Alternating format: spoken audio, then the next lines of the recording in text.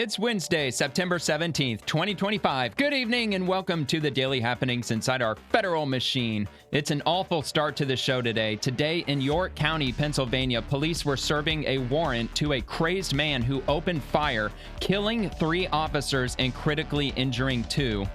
And in other better news, today, the President and First Lady joined the royal family for a day full of ceremonies and events in the United Kingdom. Today is Constitution Day, the day which the United States Constitution was signed by our founding fathers in Philadelphia. Senator and Democrat Whip Dick Durbin claims the Democrats are in agreement with the Republicans that big tech should not be governing themselves. I'll believe it when I see it. Congressman Byron Donald introduced legislation that would remove the current D.C. law that criminals up to age 24 can be charged as juveniles in our nation's capital, and his bill passed 240 to 179. The Senate Committee on Health, Education, Labor, and Pensions held a hearing today where senators called ex-officials of the CDC in an attempt to restore trust through radical transparency. The committee reviewed recent events at the CDC and the implications for children's health.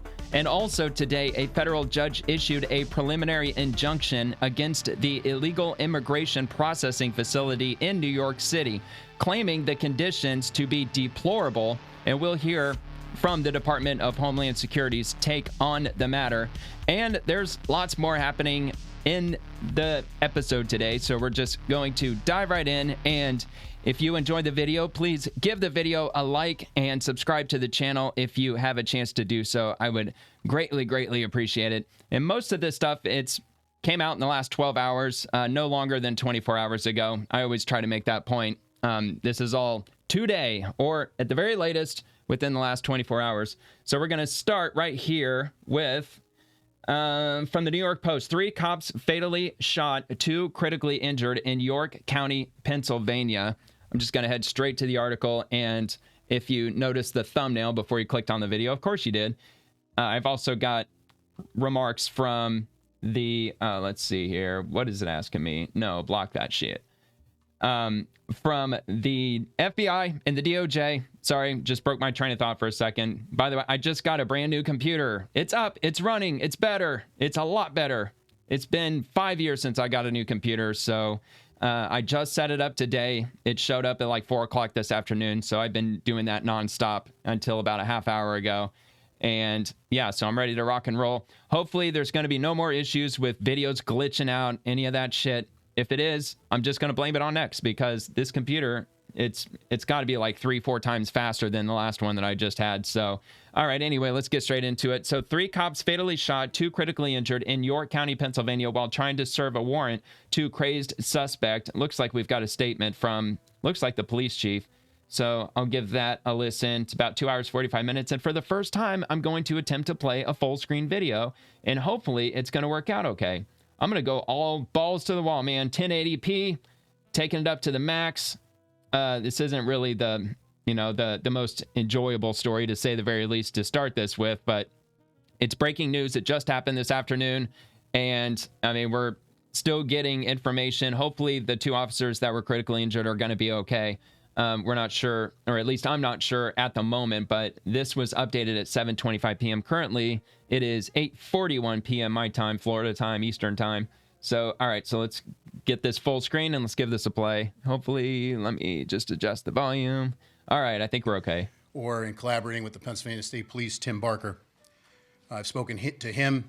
The Pennsylvania State Police has been asked to convene a major case team to conduct the lead in this investigation, with the assistance and in collaboration and in partnership with the York County District Attorney.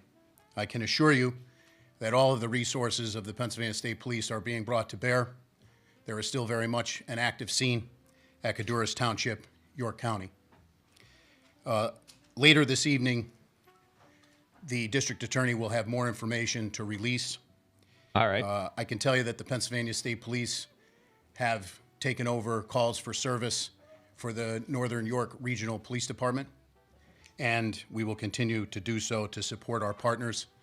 I can tell you that I've spoken to the special agent in charge of the FBI out of Philadelphia, our municipal partners and county partners here in York County, and we've received multiple offers of assistance from our fellow state partners to include New Jersey and York. But we have a very large investigative scene.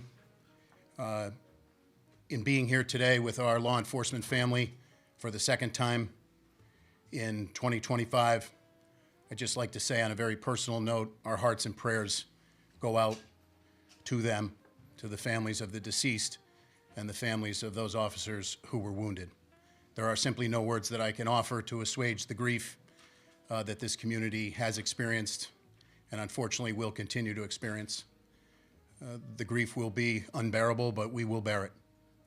So we stand here today united for our partners all across the law enforcement spectrum, and we will not rest until we've conducted a full, fair, competent, and thorough investigation into this matter. Man, just awful, man. All right, we're going to get to that in a little bit with the president making his visit to the UK. Uh-oh. No, I ain't ready for that yet. Nope, we're going to have to hold on with that. And I'm going to read a little bit of this article because there might be information that he didn't share in that 2-minute video. Just real quick, I'm going to crank up my desktop volume a little bit. You might hear a ding. Apologies for that. Yep, okay. Hey, I got Windows 11 finally. This is my first time actually getting to play around with Windows 11. Paint is all different.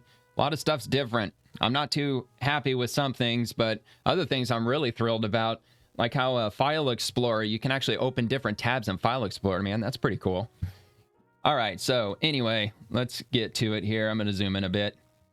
All right, so three police officers in Pennsylvania were killed and 2 others critically injured when a crazed gunman opened fire when they were executing a warrant Wednesday afternoon, according to police and sources. The cops were blasted by gunfire around 2:10 p.m. at a home on the 1800 block of Har Road in North Codorus Township, about 35 miles south of Harrisburg, according to state police and a York County spokesperson.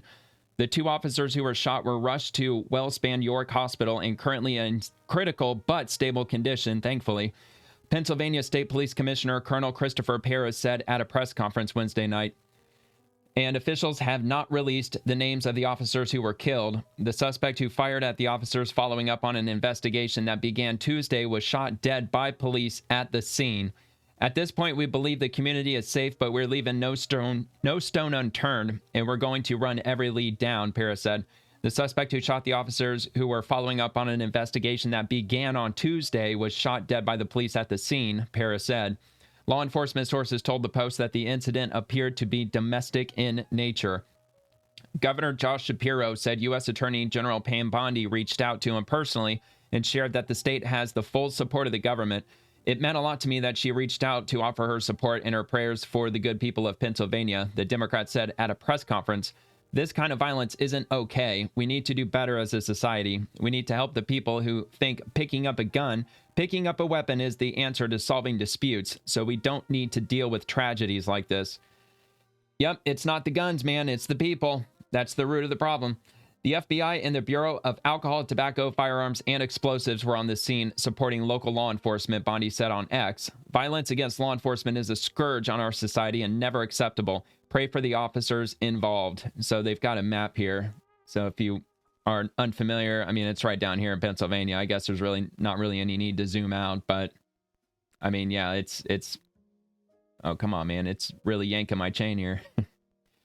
Anyway, yeah, so it's in southern Pennsylvania, southeastern Pennsylvania, you know? So, yeah, that's awful. Oh, here, we got a little bit more here. So, bad day for law enforcement. While police plan to release additional information about Wednesday's incident at a later time, the shooting sent local schools and hospitals into a brief lockdown as a swarm of first responders and cops responded to the shooting.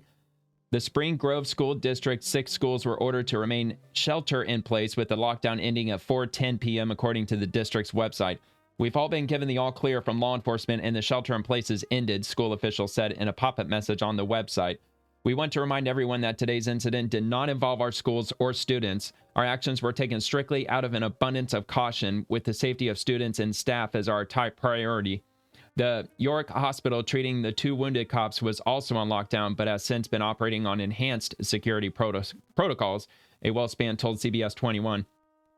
Local lawmakers and police departments turned to social media to share their grief.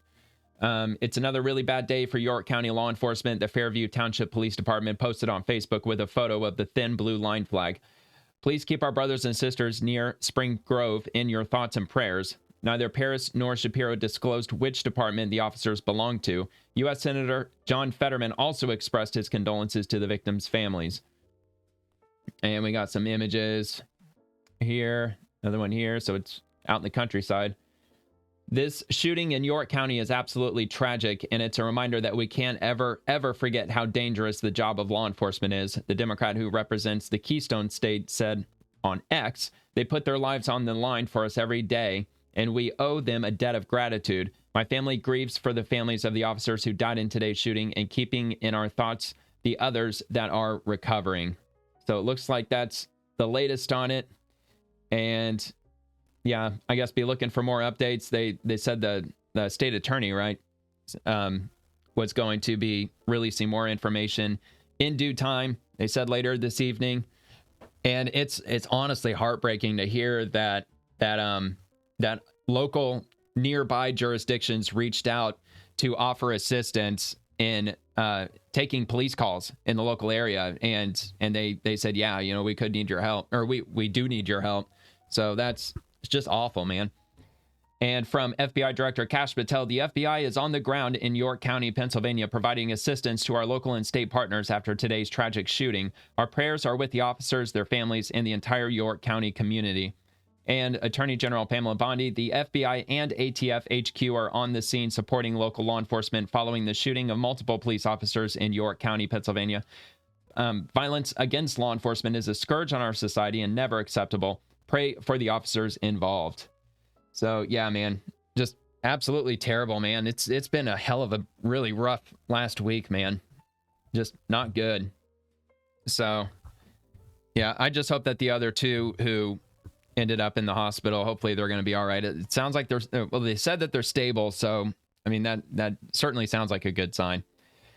All right, well, moving from one extreme to the complete opposite extreme. This is from Rapid Response 47. The Star Spangled Banner is played as POTUS and FLOTUS proceed with their majesties to Windsor Castle in carriages. We'll get a look at this.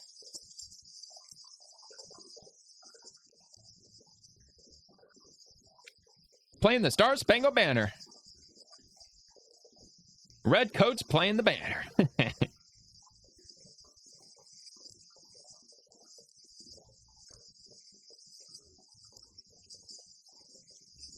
Dude, that must have been noisy as hell back in the 1700s. All those horse hooves clopping and clopping around.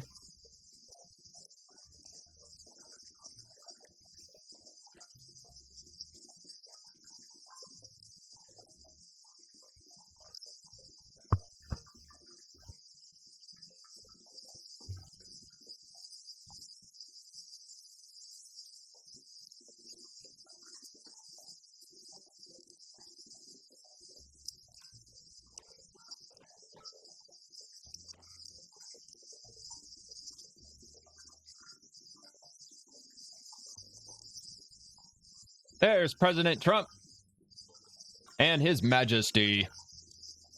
All right, there you go.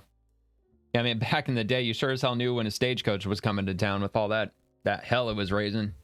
All right, very cool. So I got more on this. The royal family this afternoon, a beating retreat ceremony was held at Windsor Castle to mark President Trump's state visit. The ceremony has its origins in the early years of organized warfare when the beating of drums and the parading of postcards heralded the closing of camp gates and the lowering of flags at the end of the day.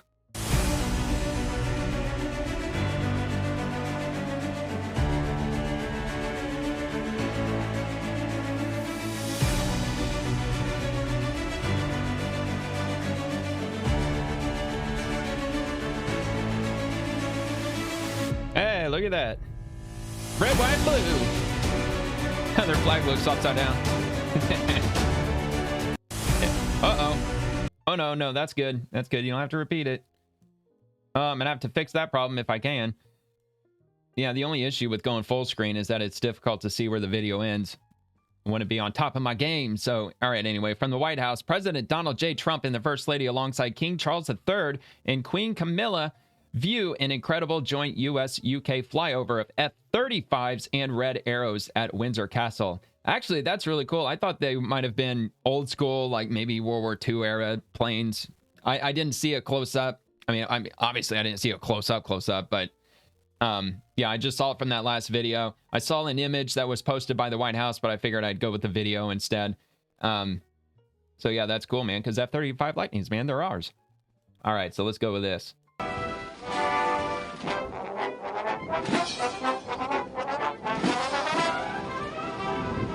Red, white, and blue. America.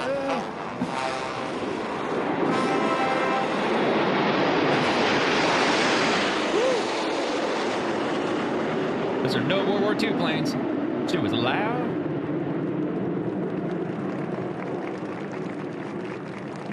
What was that? That was 9 of them, wasn't it? Yeah, I think it was 9 of them. Hell yeah, man. Screaming through the sky. Let's go, man. Uh-oh. All right. So we're going to move on to the next one here. President Donald J. Trump and His Majesty King Charles III. That's just an image of them together. President Trump showing his pearly whites. And then we've got also from the White House, President Donald J. Trump, First Lady Melania Trump, and their majesties proceed into St. George's Hall for a state banquet. I think this is the last one I got, because this was the most recent one that I found when I was looking. Uh-oh, where's the sound? There's no sound, White House. What the hell? No, there is no sound. I don't know. Maybe they don't want any hot mics or anything. Private conversations. Some top secret goings on in this banquet. Good grief, that's fancy. Yeah, I've never had a dinner anywhere, not even in that universe, as nice as that. Man, oh man. Look, I didn't have my first real steak, like a medium rare steak. I had my very first medium rare steak when I was like 21, 22 years old. The only steak that I had growing up was cube steak, and I'm not kidding. That's literally the only steak that I had. Never had a sirloin steak until I was in my 20s. We didn't grow up rich. We grew up more poor than rich. Didn't have cable TV till I was in 7th grade. That was really cool, man. Discovered Nickelodeon back in the late 90s. All right. So we're going to move on to the U.S. National Archives. Happy Constitution Day. On this day in 1787, delegates to the Constitutional Convention gathered in Philadelphia to sign the Constitution, shaping the future of the United States. And there's the Constitution. And we've got info on this of the actual Constitution from the National Archives. The National Archives is home to the U.S. Constitution. You can view the special display, including the 5th page of the Constitution and all 27 amendments in person at the National Archives Museum in Washington, D.C., or online at this website, which I just covered this last week when they first announced that this exhibit was going up. And the reason for the exhibit is because of the 250th anniversary of the U.S. And this is the first time that they are displaying every single page of the Constitution all together. Apparently, the 5th page is almost always missing, and never before has the National Archives displayed the entire Constitution before. This is the first time ever. And if you just happen to be close to DC, or if you want to make the trip, you can go see it for free because they're not charging. But you can go to this website, the same one. Obviously, it just took me to where the Constitution is, but there is, I don't even know where to find it on here exactly. Probably here. Let me just get rid of this here. I could probably link both of these links here. But yeah, so plan your visit. Where is it? Location, parking, tours, trip visits. Maybe it might actually be in tickets, advance tickets, self-guided. No, maybe that's not what I'm looking for. Seasons. There is a section. I found it last time that I was on here, but yeah, it's on this website somewhere. It might be under, I don't know. Yeah, it's in here somewhere. I don't know. Don't know what I can do for you.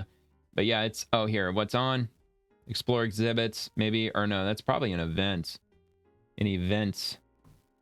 Not the current exhibits. Watch programs live. All right, whatever. I give up. It's on there somewhere. And I did read and confirmed on this show that you can go and see it for free. And you can even get a specific time to guarantee that you can actually see it, because if you schedule a time for when you visit it, they have kind of like the fast track lane or the fast pass lane, kind of like what they have at Universal Studios. So if you're there and you've got a time ticket, you can get ahead of a lot of people, because they said they anticipate on the lines being real long, just because they've never displayed the full Constitution before. I'm assuming there's probably going to be field trips that are going to be heading up there and all that too. So yeah, it's going to be busy for sure. And it's going to be in the Rotunda. So I read. All right. By the way, not the Capitol Rotunda. It's going to be in the National Archives. I guess they have a rotunda there. All right. So the U.S. Department of Justice in 1787, our founders, in search of a more perfect union, gifted us the greatest system of government in human history. As we commemorate Constitution Day and Citizenship Day, let us celebrate their achievement and reflect on what it means to be a citizen of our great nation. This DOJ will honor their legacy by upholding the Constitution for we, the people. And I certainly hope so. They've been doing a pretty good job so far, with the exception of fumbling the whole Epstein files thing. Look, Kash Patel said the other day when he was at that hearing that the FBI released 33,000 pages or documents. I think it was pages worth of documents relating to the Epstein case. And he said that was the absolute most amount of documents he could have possibly released without getting into classified information or like unredacting certain things. So I don't know. They handled that thing all wrong. They shouldn't have said that they were going to release everything and then decided to tell the American people that we're not releasing certain information. And instead, they should have said, we have released everything, instead of just trying to walk back some like, oh, well, he didn't have a client list that he was using to blackmail people. Like, dude, you could have handled that way better. Because I'm starting to wonder, after what Kash Patel said, maybe they did release all the Epstein files, at least everything that could be possibly viewed by the public. And they went about it all the wrong way. Instead of saying that we released all the files, period, instead they said that we've released files, but we can't release some client list that he used to blackmail people because there wasn't one. I don't know. Whatever. Maybe I've been brainwashed by the Democrats as far as that goes. Who knows? All right. So from Todd Blanche, I would strongly urge the chief judge to revisit our Constitution, particularly Articles 2 and 3. The responsibilities laid out there make clear that appointments of United States attorneys are first and foremost the duty of the president, not the courts. And this is a court order in the United States District Court for the District of Delaware. It says, whereas effective July 14th of 2025, the Attorney General appointed Julianne Murray under Section 28 USC Section 546A to serve as the interim U.S. Attorney for the District of Delaware. Whereas under Section 546C, Ms. Murray may not serve as the interim United States Attorney for the District of Delaware beyond the earlier of the appointment by the President with the advice and consent of the Senate of a United States Attorney for the District of Delaware, or 120 days after Ms. Murray's appointment by the Attorney General on July 14th, 2025. And they've got in parentheses November 11th of 2025. I'm assuming that's 180 days.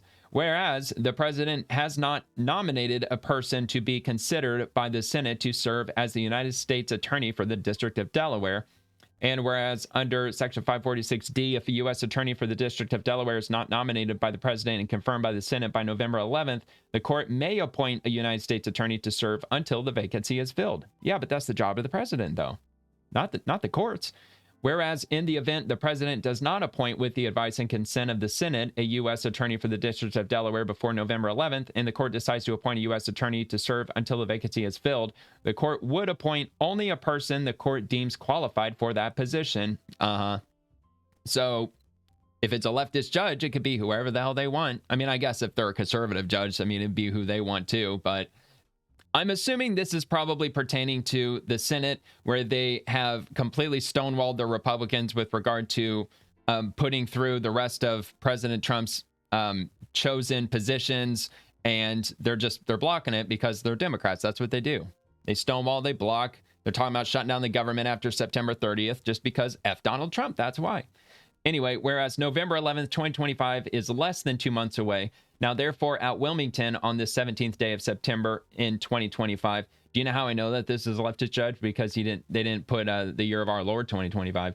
It is hereby ordered that if a person wishes to be considered by the court for possible appointment by the court under Section 546D, as the United States Attorney for the District of Delaware effective November 11th, that person shall complete and submit to the clerk of the court no later than October 7th the application for court-appointed U.S. Attorney position posted on the court's website. And his name is Colm, C-O-L-M-F. Connolly, Chief Judge. All right. Well, there you have it. But according to Todd Blanche, and I believe him. I mean, today's Constitution Day, after all, that the president is to decide, not the courts themselves. All right, so we're going to move on to the U.S. Department of Labor Secretary LCD. The Secretary, Lori Chavez de Raymer. She's the 30th U.S. Secretary of Labor, serving under the leadership of the president.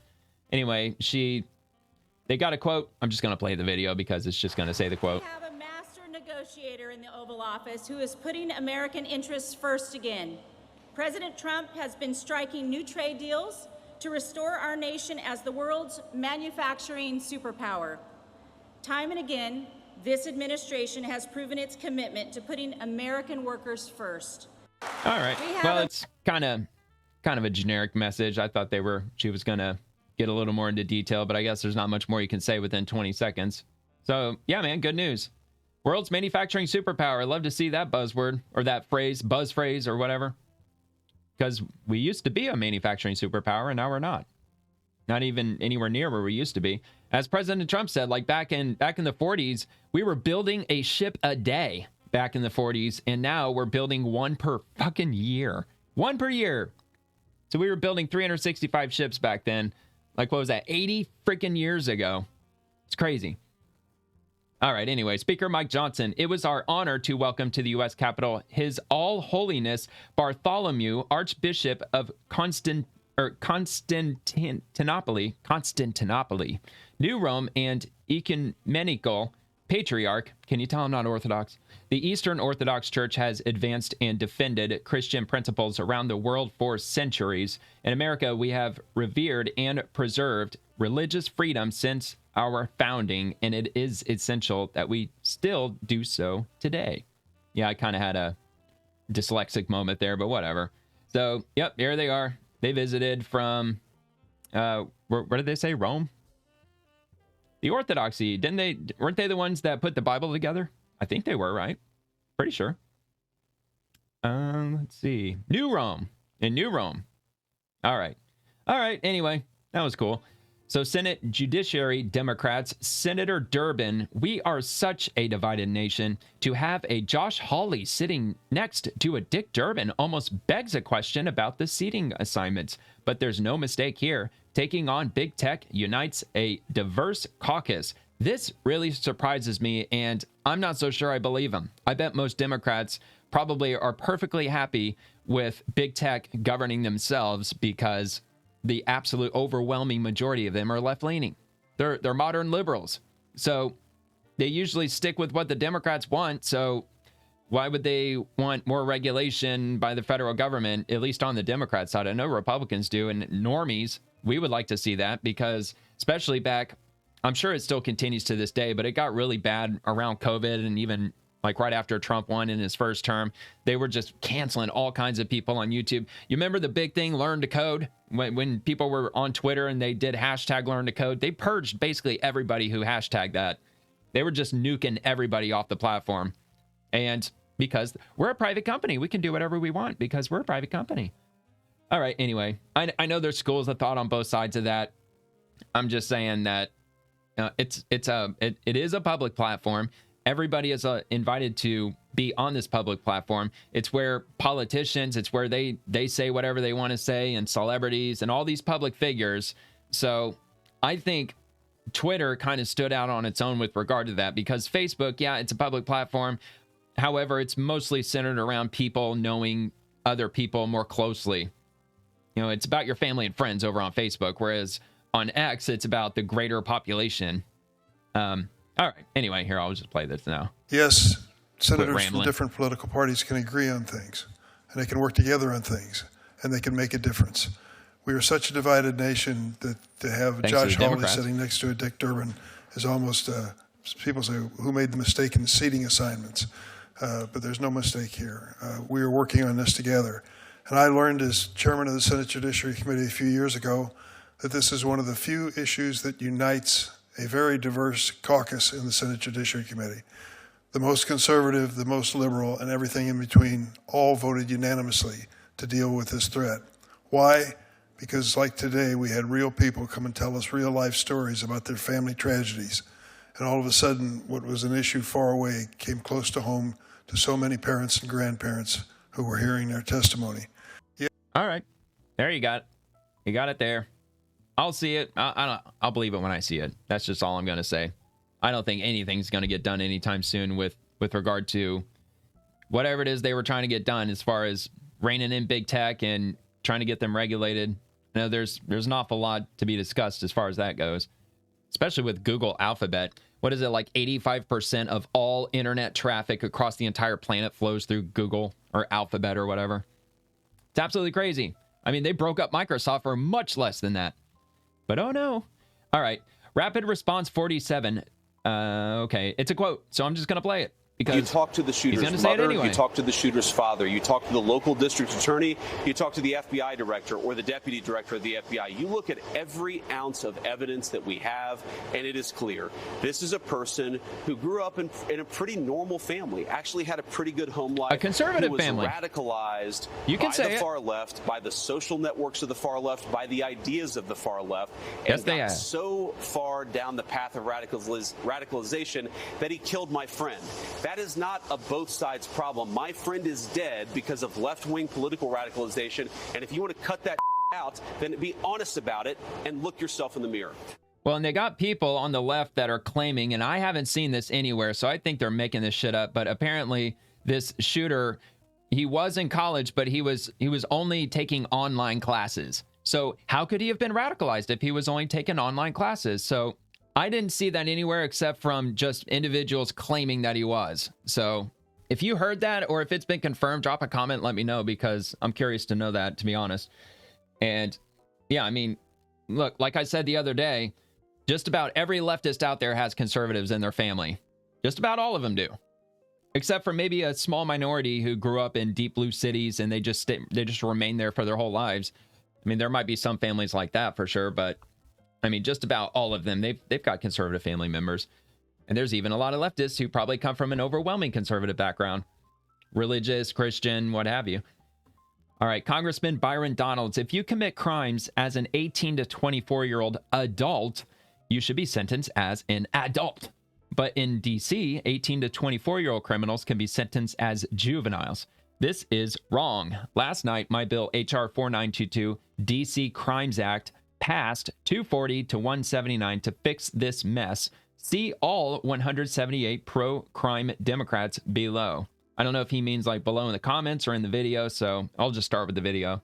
Pursuant to Clause 8 of Rule 20, the unfinished business is the vote on passage of H.R. 4922, on which the yeas and nays are ordered. The clerk shall report the title of the bill. H.R. 4922, a bill to limit youth offender status in the District of Columbia to individuals 18 years of age or younger, to direct the Attorney General of the District of Columbia to establish and operate a publicly accessible website containing updated statistics on juvenile crime in the District of Columbia, to amend the District of Columbia Home Rule Act to prohibit the Council of the District of Columbia from enacting changes to existing criminal liability sentences and for other purposes. The question is on the passage of the bill. Members will record their vote by electronic device. This is a 15-minute vote. The yeas are 240 and the nays are 179. The bill is passed. Without objection, a motion to reconsider is laid on the table. All right. And it's been passed. Not been signed into law yet, but it's been passed in the House at least. All right, let me take a look here. Did he? Oh, he did. Uh-oh, he did. Oh, wow. All right. Probably all Democrats. What do you think? You think they're mostly Democrats?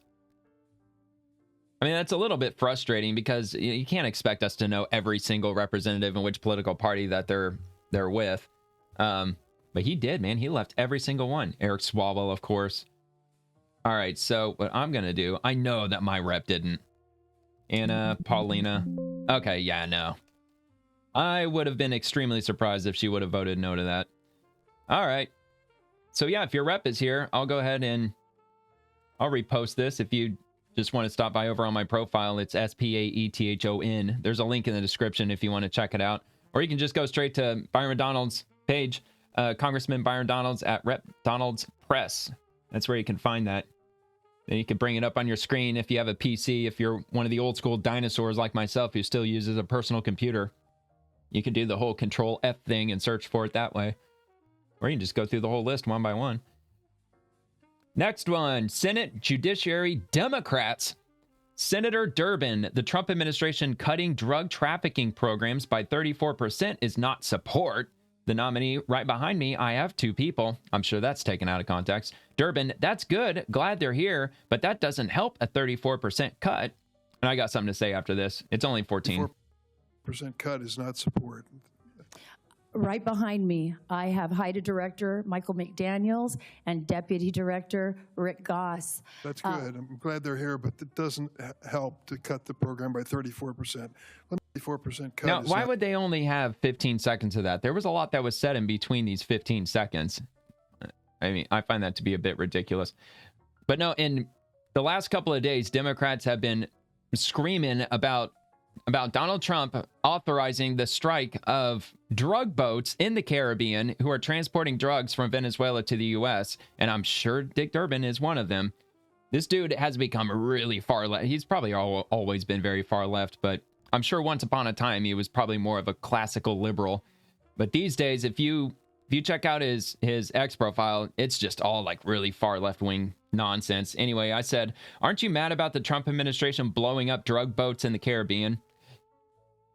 So I'll just leave that for what it is, because he is. They all are. They're really mad about that. But at the same time, he's saying, well, they're cutting the drug trafficking programs by 34%. That's kind of ridiculous. And I've said quite a few times at this point that I could do a completely different show for at least 30 minutes, maybe even close to an hour per day, covering different stories every single day about the DEA, the FBI, all these agencies, Homeland Security, CBP, even the Coast Guard, just busting all kinds of people with tons of drugs on a daily basis.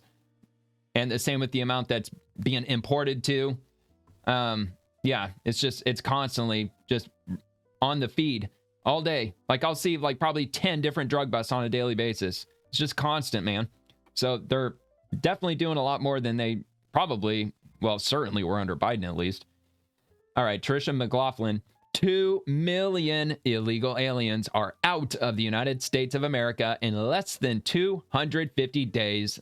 Looks like we officially crossed that 2 million number. Thank you to President Trump, Secretary Noam, and our brave DHS law enforcement officers. Let's go. And from Homeland Security, the facts haven't changed. Narciso Barranco attacked a CBP agent and wildly swung a weed whacker directly at the agent's face. He then fled through a busy intersection and raised the weed whacker again at the agent. The illegal alien refused to comply every step of the way, resisting commands, fighting handcuffs, and refusing to identify himself. The agents took appropriate action and followed their training to use the minimum amount of force necessary to resolve the situation in a manner that prioritizes the safety of the public and our officers. Resisting arrest places those being arrested, the agents, and the community at risk. Law enforcement officers are facing a 1,000% increase in assaults while carrying out enforcement operations, but this will not deter CBP. We will continue enforcing the law and protecting American communities. Look, a lot of the reason why it's 1,000% increase, it's also people who just show up on the scene. A lot of those far leftists, you know how they like to throw rocks and shit, but it's also the illegals that they're arresting because of the insane amount of prisons across Latin America that they emptied out and sent them right up here to America, just like Fidel Castro did back in 1980 with the whole Muriel boat lift or whatever the hell. Anyway, the Trump administration is committed to restoring the rule of law and common sense to our immigration system and will continue to fight for the arrest, detention, and removal of aliens who have no right to be in this country. So we'll take... Oh, no. Hold on. See how X does that? They play it in that little window. All right, let's give this a play. Doesn't look like there's any sound. Oh, I guess there is sound. Okay.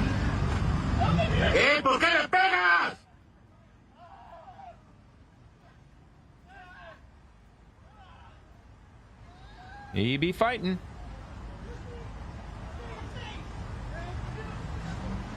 Uh-oh. Uh-oh. So now we're going to hear Democrats screaming police brutality.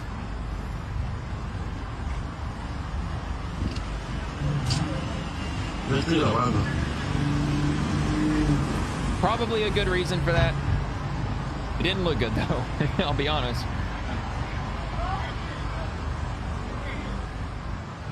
Because he wasn't in handcuffs yet. They were trying to get him in handcuffs. Oh, look at him.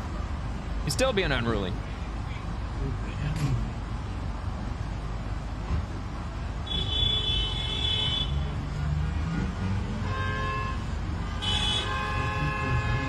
Yeah, and conveniently, the guy recording didn't get any of the weed whacker situation.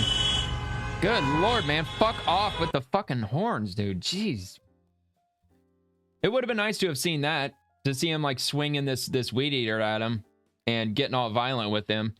So, and then here's an image I'm assuming the Democrats are sharing. Oh, no, it's the New York Times, of course. It's like the ultra elites of the Democrats. The megaphone of the Democrats. He raised 3 Marines. His wife is American. The U.S. wants to deport him. Well, like I just read, it's for good reason. And if he's just some innocent, raised 3 wonderful gentlemen, or I don't know, 3 Marines, I guess there could be a gentlewoman in there somewhere. Why was he swinging a weed whacker at him? Of course, I didn't see it with my own eyes. I'm just taking CBP at their word, or Homeland Security. So anyway, that happened, and they released that today. All right, from RFK Jr., thanks Aaron Everett for putting it all in perspective. And he posts this: another theater day in Washington, and the politicians will be doing what they can to get their perfect sound bites for their next campaign. Meanwhile, a lot of us want to make sure that Robert Kennedy Jr. knows we are enthusiastic about his work there. Voices from all across America have reached out once again to tell of the great affection they have for him and for his fight against a system that has long ago stopped working. Thanks to Scarlett WTP. Let's see, who is this individual? Advocate for health, liberty, good stewardship of our planet, teacher, tutor. Okay, so doesn't look like an official, right? No, Kennedy 24 volunteer coordinator. All right. So thanks to Scarlett WTP for helping get all of these amazing voices together to support Secretary Kennedy. It's a bit of a long one, but it looks like a mini documentary of sorts. Our frustrations and sadness have at times overwhelmed us. But we'll see where it goes. American politics seems exceptionally broken. That divide has taken a toll on the people of this country. Thanks to the left. Neighbors no longer know if they can trust the people who live in the community with them. And speaking about our politics is a clandestine act, done in whispers and cancel under our culture breaths in public. Thank you, we Democrats. watch as people we see who do speak up are silenced by defamation of their character or brought before political tribunals for scolding. Dude, he is so right. I don't know if everybody saw it. If you watched my episode from yesterday, I show clips from Kash Patel. Or was that on Monday? Maybe it was on Monday.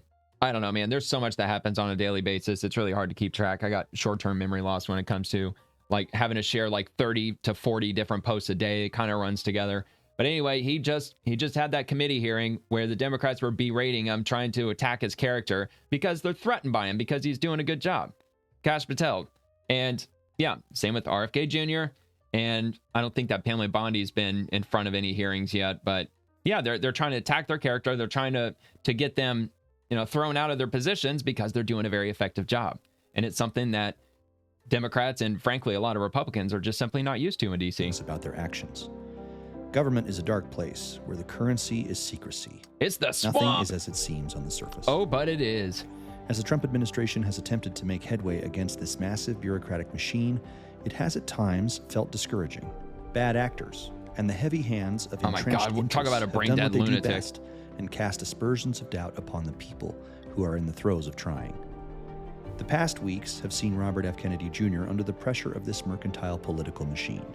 There have been accusations and scandalous assertions that his work is too dangerous and he needs to be removed from office before he does too much damage. The reality for so many of us, however... Yeah, because the left, aren't they the party of Big Pharma? Like Elizabeth Warren, he said during that hearing that Elizabeth Warren took, $700,000 from Big Pharma in recent years. Is that what is happening to public health in Washington under the leadership of RFK Not to mention under the table money, is what probably. So many of us have been asking for a long time. We see a system that has been corrupted, one that defends the machine above all else. The people who interface Get your with our triple healthcare boosters. system know it's broken. They also know it's been broken by people who have placed their own personal gain over the betterment of our nation. Our people are sick, and nearly every metric tells that tale.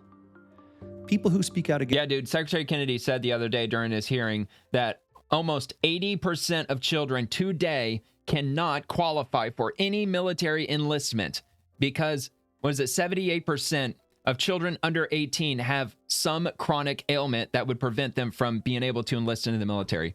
Unbelievably fucked up. My jaw hit the floor when I heard that. Against the status quo are often the ones most maligned and who the machine has the most interest in destroying. The truth about deceit, which is the fuel for most politicians, is that all falsity has to be carefully curated, or otherwise the light of truth is too bright for it to survive. That's why the powerful work as hard as they do to make sure that the story and the narratives always match. They use any tool available to keep the questions or conversations silenced. But so many in America are asking for something different from Washington, and that is what they love. Let's change the definition. Jr. Today, he'll be placed in front of the Washington lectern to answer questions about his actions. It will be another performative theater for the senators and congressmen to get their perfect clips for their campaigns. They will try to assure that Mr. Kennedy looks the part of a fool, and they the hero. But the politicians will be doing it all for the wrong interests. They will be there to ensure that the system is the winner and not the American citizen. The people, however, have a different thought. I'm Laurie A. Couture, Damn straight we do. Children's mental health counselor. The changes that someone who's actually qualified to talk about this are making this world a safer place for children. Keep going, Bobby. Amen. For my grandchildren, I need Secretary Kennedy. Got it? Yeah, Democrats are like, they're cherry picking. Fighting for us, Bobby. We love you and support you. Bobby, you are our hope for a better life for our families. Thank you so much. Dude, millions of Americans would say the same thing. He's not going anywhere. My name is Dr. Aaron Rossi. I'm a chiropractor in Marietta, Georgia. Uh-oh, chiropractor. Robert F. Kennedy Jr. is a hero and has my full support. Thank you. Hi. No comment. I'm a mom, no comment. I'm a grandmother, and I'm also an acupuncturist, and I 100% support Robert F. Kennedy Jr. I'm a mom. Hey, at least she's supporting him, though. I'm 100% behind Bobby Kennedy to make America healthy again. Me too. Go Bobby. Bobby Kennedy. Go Bobby.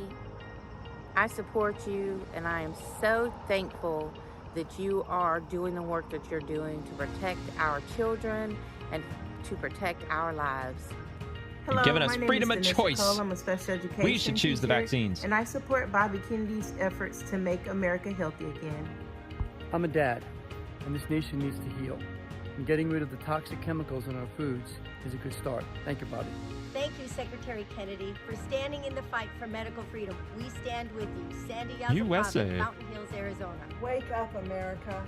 I'm a healthcare practitioner of over 40 years, and American children have been fighting an epidemic that no one is researching. RFK Jr. is central to restoring gold standard science, free of big pharma influence. And you don't need drugs to wake up or go to sleep. 1,000%. Don't believe everything you hear. We still support Robert F. Kennedy Jr. Hi, Bobby. It's Emily from Connecticut. Thank you for your tireless efforts in making America healthy. I fully support you as HHS Secretary and remain in awe of your tenacity and bravery. You rock.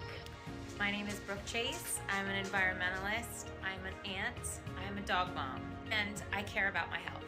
And I care about your health. And I support Secretary Kennedy 100%. Hi, I'm yet another American. All right, let's see. Is it just testimonials throughout the rest, or? Reforms resonate with my new Healing Our Light daughter's horrific journey. Continue to Maha. America loves you. Maha. Hey, Bobby. Yeah, it looks like it. K. Jr. Okay, yeah, so that's good. I mean, I'll repost it if you want to check it out.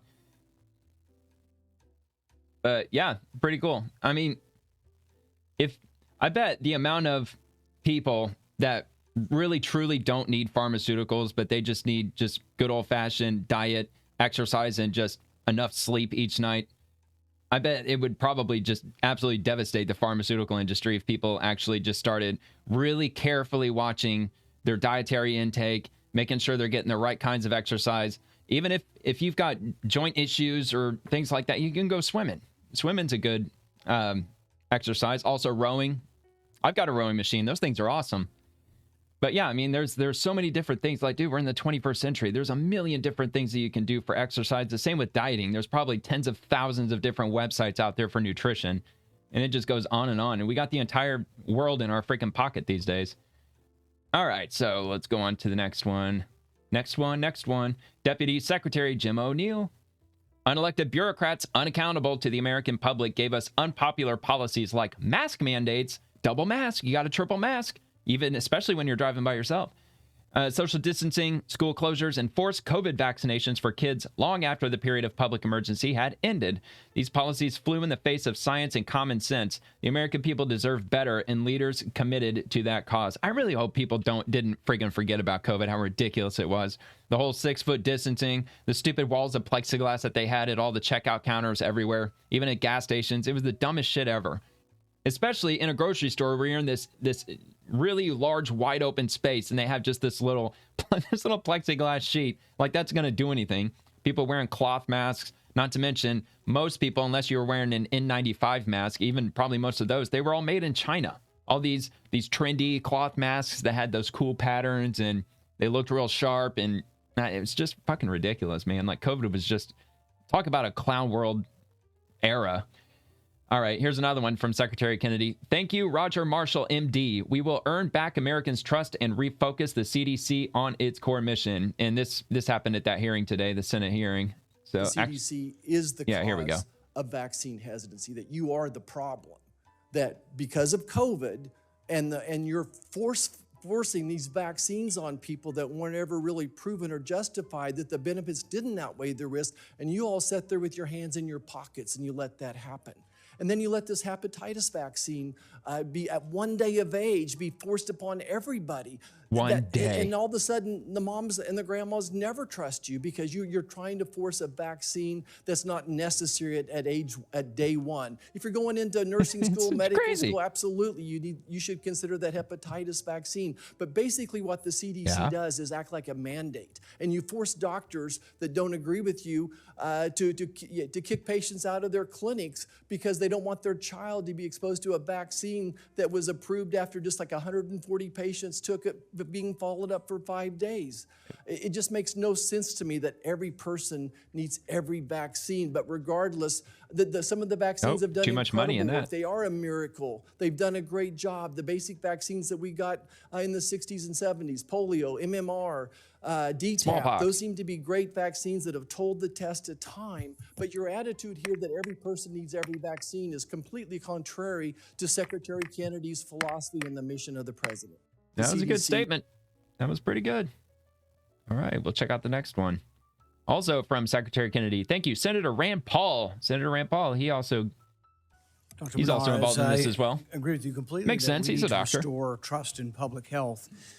But in order to do so, we have to have a discussion about the actual science. Oh, this one's a bit longer. We can't have a discussion. This, is about That's all right, vaccines though. are good, I bet this is all a vaccines are bad. This is about specific vaccines. It's about specific age groups. It's about specific policies. Does the COVID vaccine prevent transmission? No!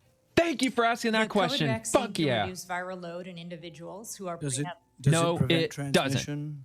Oh my God, dude. I said that so much when I freaking heard that back in probably in 2020, maybe possibly 2021, especially when the Delta vaccine was rolling out. They were actually saying, like, I don't know if it was during a hearing like this, but they had to admit that it doesn't prevent transmission of COVID. All it does is lessen the symptoms, at least so they say. If you get the COVID vaccine, it'll keep you out of the hospital. That's why everybody has to be mandated to get one, because then you won't have to go to the hospital. They were lying. That wasn't a vaccine. It was a therapeutic. It wasn't even a vaccine in the first place. When you have reduced viral load, you will have reduced transmission. But in other words, it doesn't prevent transmission. No, you can it still doesn't. transmit the virus if you've had the vaccine. In fact, there's been reduced ability to interfere with transmission over time. And what we've found is the most recent old one natural since immunity Omicron is down around 16% reduction, if there is a reduction. Does the COVID vaccine reduce hospitalization for children? Dude, she would be the lady that's like, well, if it's only, even if it's just reduced by 1%, that's still good enough for everybody to be forced to take it. And under 18. It can. It doesn't. The statistics It are can. inconclusive, and the reason you can't prove that it does is there's so few people under 18 that go to the hospital. The numbers are extraordinarily small. There's like 76 million kids under 18 in our country.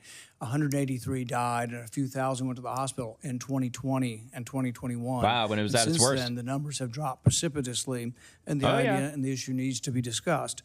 But yeah, the more propaganda when the Omicron was circulating around in 2022, where the mainstream media kept saying it was 75 times more contagious than the Delta variant. But yet what they were failing to mention was that what was it, like 79% of people who got Omicron had zero symptoms.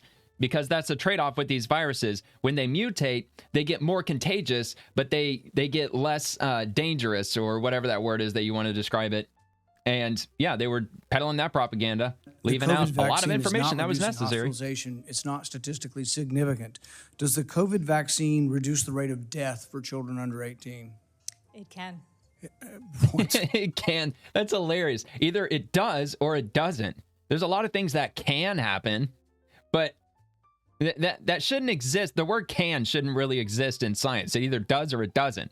Science is supposed to be as binary as they can get. Black and white. Yes or no. True or false. And it can. That's a ridiculous answer. I mean, what the fuck, no, lady? You're supposed to be a scientist. There's no statistical evidence that it does. A research scientist, actually. These are statistics. We've looked at it. When they approved it, they had this discussion at the vaccine committee that we've been talking about.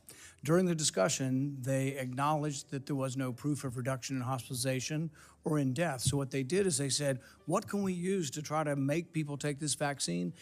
They came up with this. They said that if we give you a COVID vaccine, you make antibodies. So really the whole recommendation for having a COVID vaccine from 6 months up is not based on hospitalization data, not based on deaths. It's based on whether you make antibodies or not. And what people fail to see from this is I can inject you with a foreign protein every week and measure your antibodies. You'll make antibodies every time. It just means immunology work has nothing to do with whether you should get a vaccine every week. So when we're discussing the science here, we have to discuss what is the science in favor of giving a vaccine to a 6-month-old and what are the benefits from that. And there is no benefit of hospitalization or death. And then what would the risks of the vaccine be? We have large population studies of the risks of the vaccine in younger people. And it turns out that you don't see this as much if you look at the general population, but once you start isolating in by age group, which you have to do in COVID because there's such a disparity among age group, you find that there is a risk of myocarditis, a significant event. It's somewhere between 6 and 8 in 10,000. But that's much greater than the risk of hospitalization or death. From COVID. Which are not even measurable because they're so small. Wow. So you resisted firing people what the hell, who man? have this idea that the COVID vaccine should be at 6 months. That's what this is about. You didn't resist firing the perfect, beautiful scientists that are career people and unobjective and unbiased. You wouldn't fire the people who are saying that we have to vaccinate our kids at 6 months of age. That's who you refuse to fire.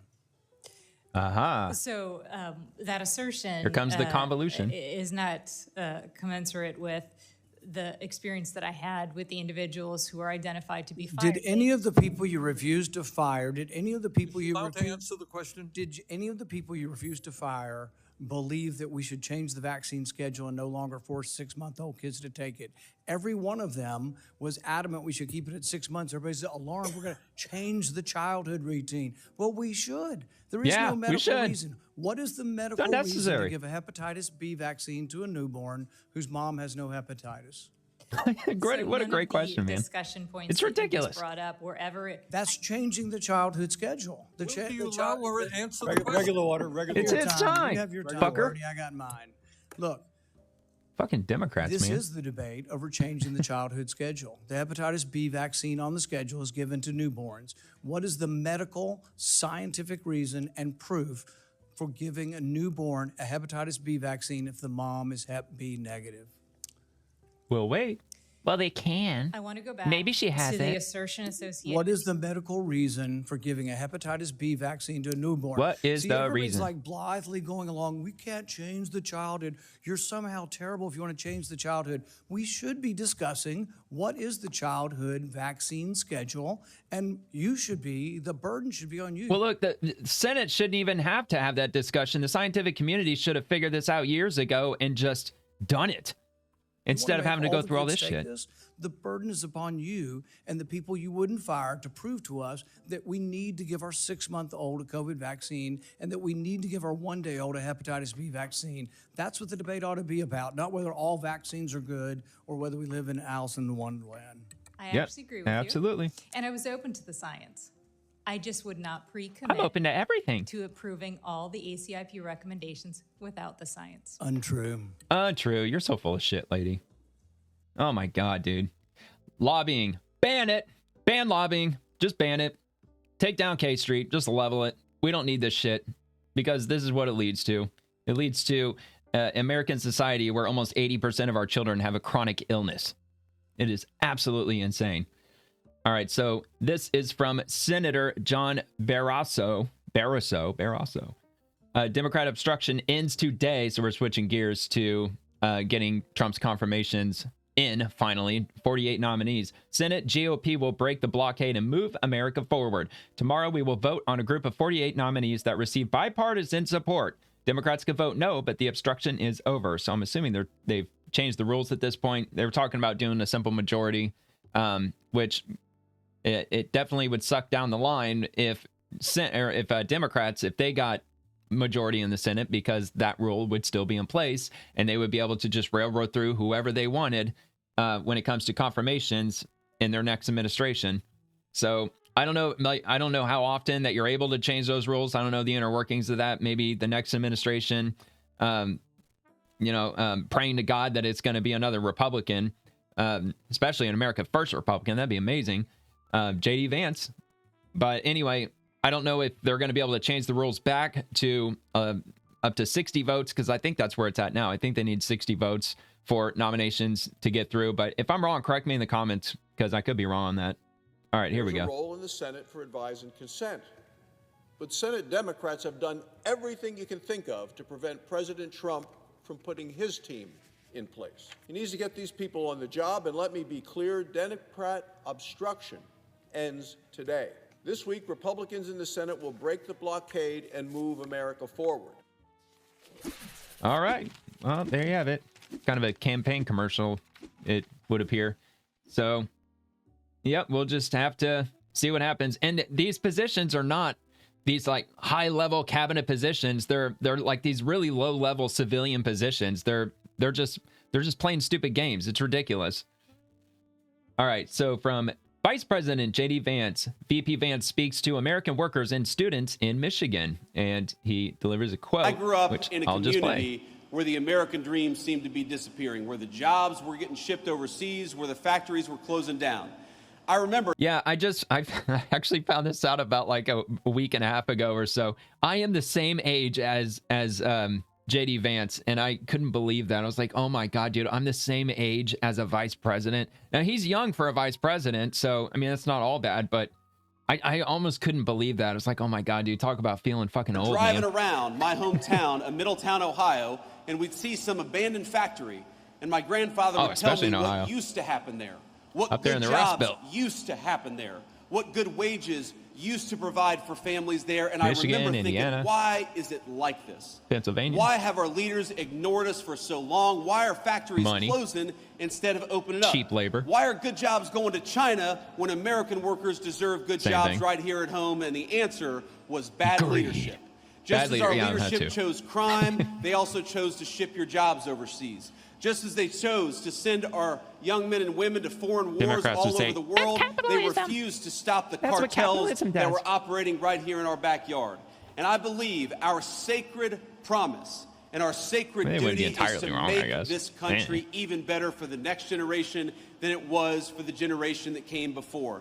That is why we're doing the things that we're doing. But I want to tell you, I'm never going to forget where I came from. I am never going to forget that I was a little boy who was worried about why the jobs were disappearing. I'm never going to stop fighting for the auto workers to have good jobs right here at home. I'm never going to stop. Good, man. We'll hold you to it. Especially on your road to 2028. I'm never going to stop, and neither is the President of the United States, from fighting for your public safety, for your good wages, We're going to fight for when you send $1 to Washington, D.C., that we spend it wisely. We're going to fight for you to have low taxes. If you're working hard, we're going to fight for you to keep as much of your hard-earned money as possible, because I believe that the American dream belongs to American citizens, not to illegal aliens, not to drug cartels, and it doesn't belong to foreign workers. It belongs to workers right here in the state of Michigan. Yep, and those who have the merit, not DEI bullshit. Not because, well, we need a certain number of these people and a certain number of women and a certain number of men. Well, not the white ones, but like other ones, you know. Yeah, it's ridiculous. Meritocracy, that's what we need. Homeland Security. 26 Federal Plaza is not a detention center. It is a processing center where illegal aliens are briefly processed to be transferred to an ICE detention facility. Any claim that there is overcrowding or subprime conditions at ICE facilities are categorically false. All attendees are provided with proper meals, medical treatment, and have opportunities to communicate with their family members and lawyers. Despite a historic number of injunctions, DHS is working rapidly overtime to remove these aliens from detention centers to their final destination, home. And it's probably because of Democrat stonewalling why they do get jammed up and they have to hold them for longer than they really need to, especially having the resources to fly them out probably the same day. They could probably constantly be flying them out. But they just keep trying to get these injunctions to force them to stay right where they are, trying to hold them in limbo. And at the same time, they're going to blame the Trump administration and Homeland Security for holding them in these terrible conditions for weeks and weeks on end. Well, quit stonewalling and we'll get them home. But no, they don't want to do that. But anyway, this is responding to Kyle Cheney. Let's see who he is. Is he just like a journalist or a senior legal affairs reporter for Politico? So he says, just in, a federal judge has issued a preliminary injunction over abysmal conditions at a New York City immigration detention facility. So, of course, he cherry picks, but prior to the court's TRO, detainees at 26 Fed were forced to sleep on a bare concrete floor. Yeah, it's kind of like jail.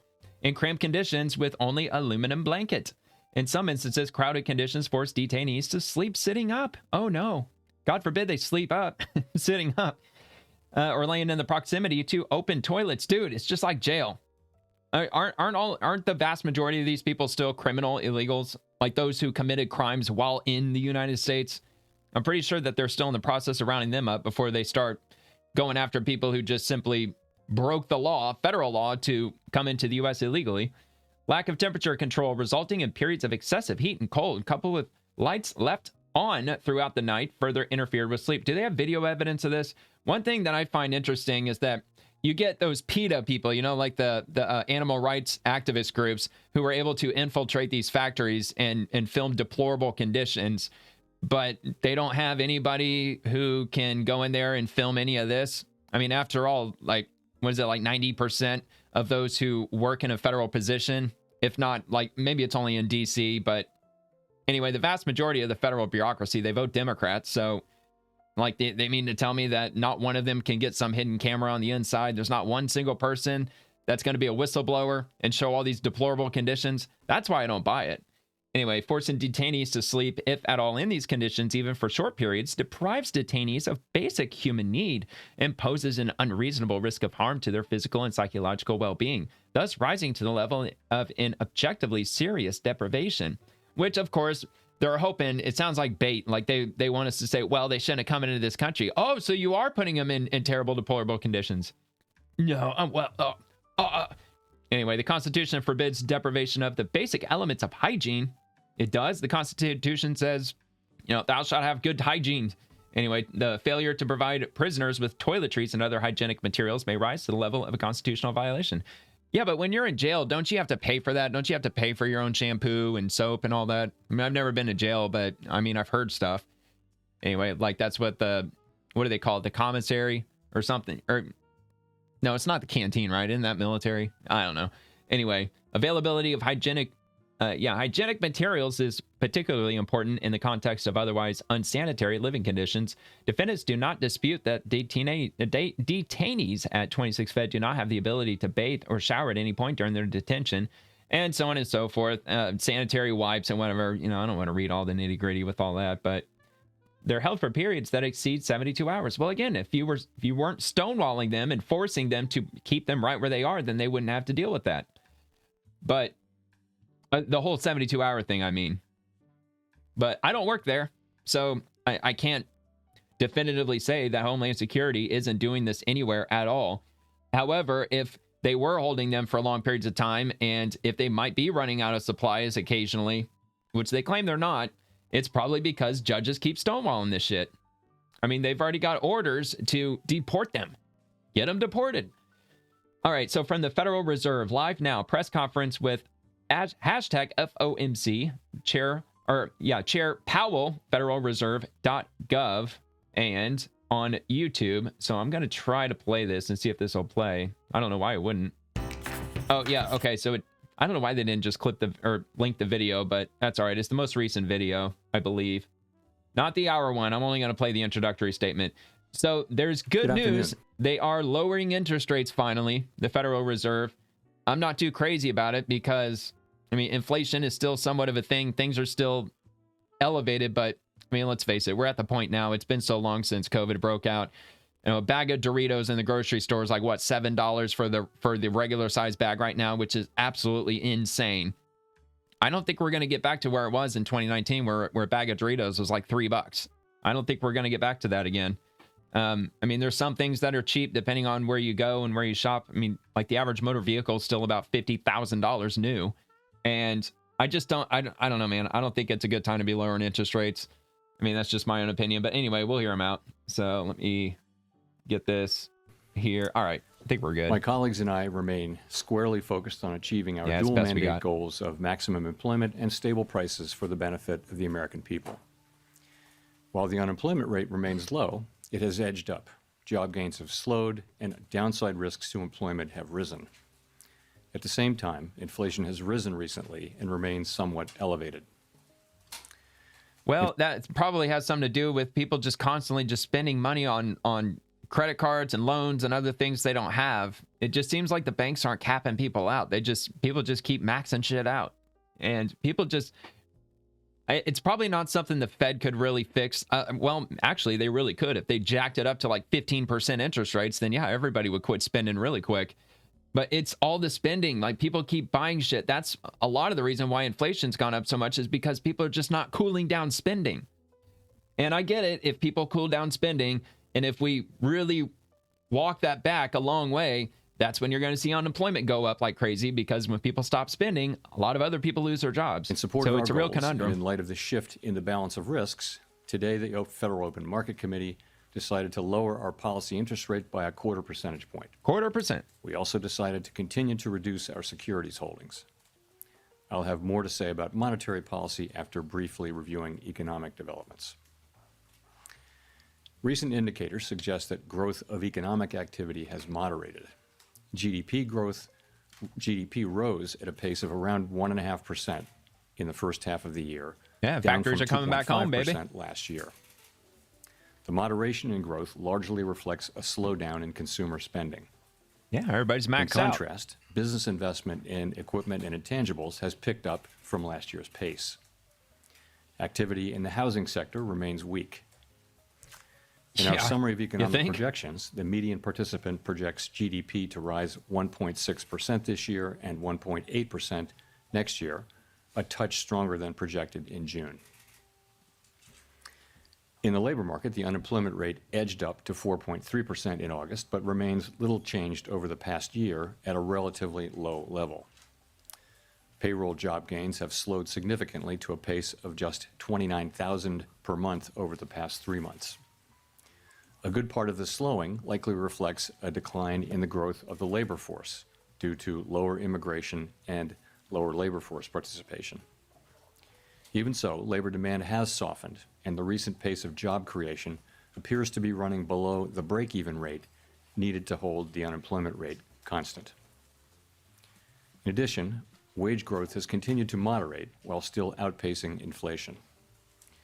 Overall, the marked slowing in both the supply of and... Yeah, but the reality is you can only hold that balance for so long. Eventually, something tilts one way or the other. And I really hate to say it, and I don't want to see it.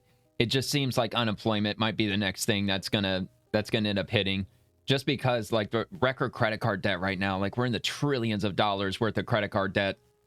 I mean, like most Americans, they don't have $400 in their savings account, let alone for just any given emergency, which especially since inflation went up like crazy, even a really small emergency is still going to cost you like $1,000 these days.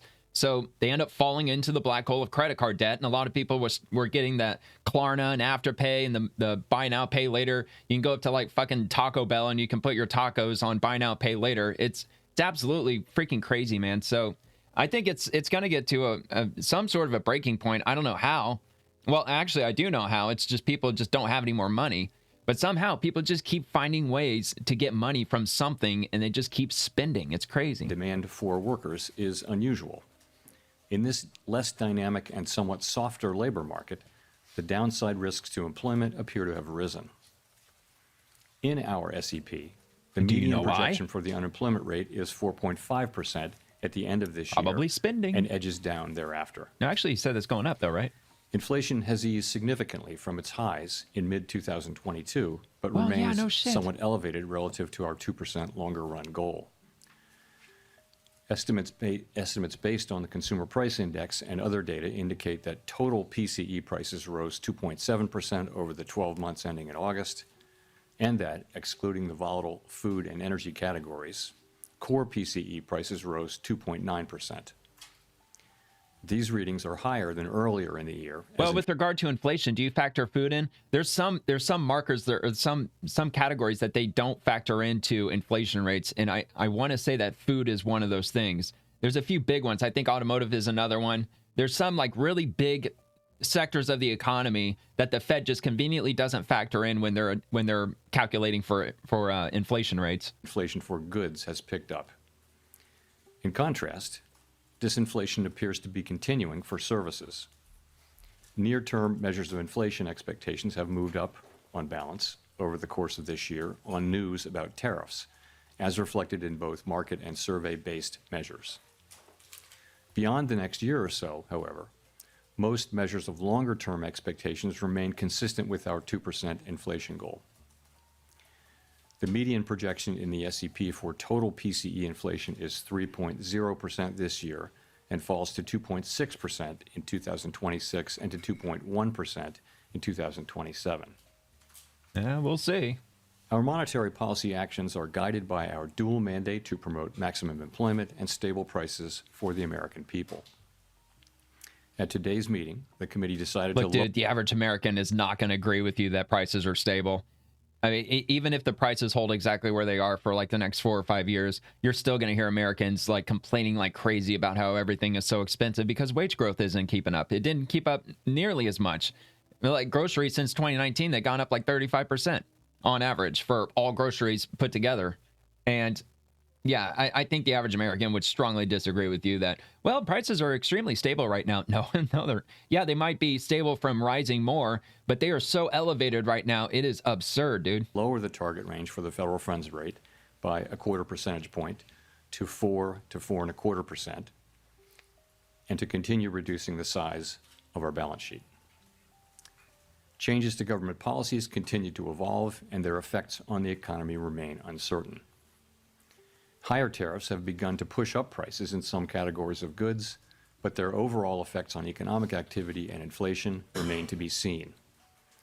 A reasonable base case is that the effects on inflation will be relatively short-lived, a one-time shift in the price level.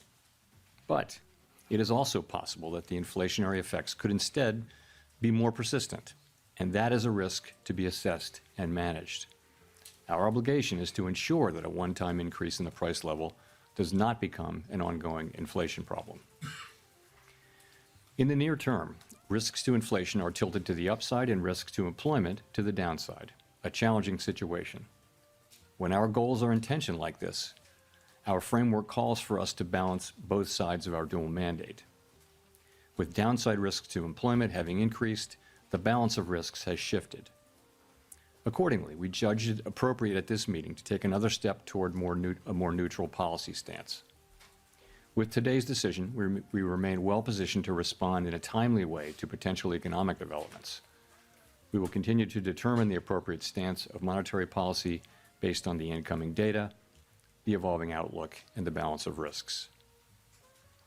In our SEP, FOMC participants wrote down their individual assessments of an appropriate path for the federal funds rate, based on what each participant judges to be the most likely scenario for the economy. The median participant projects that the appropriate level of the federal funds rate will be 3.6% at the end of this year, 3.4% at the end of 2026, and 3.1% at the end of 2027. This path is 1/4 percentage point lower than projected in June. As is always the case, these individual forecasts are subject to uncertainty, and they're not a committee plan or decision. Policy is not on a preset course. The Fed has been assigned 2 goals for monetary policy: maximum employment and stable prices. We remain committed to supporting maximum employment, bringing in... Well, you didn't do a very good job over the last 5 years, that's for damn sure. And I still think that COVID started an economic time bomb. I'm not sure if it is going to end up going off. I mean, it didn't really go off after 2008, unless you ask the millions of people who ended up losing their jobs in their homes. Of course, that was a time bomb that really went off. And we took a few years, we recovered from it, but it doesn't really feel like COVID had that kind of an effect, even though it was absolutely devastating to our economy. It just feels like that there's some things that are being left out right now. And I don't know. I haven't watched it. I haven't watched, what's his name? Colin Powell. Is that his name?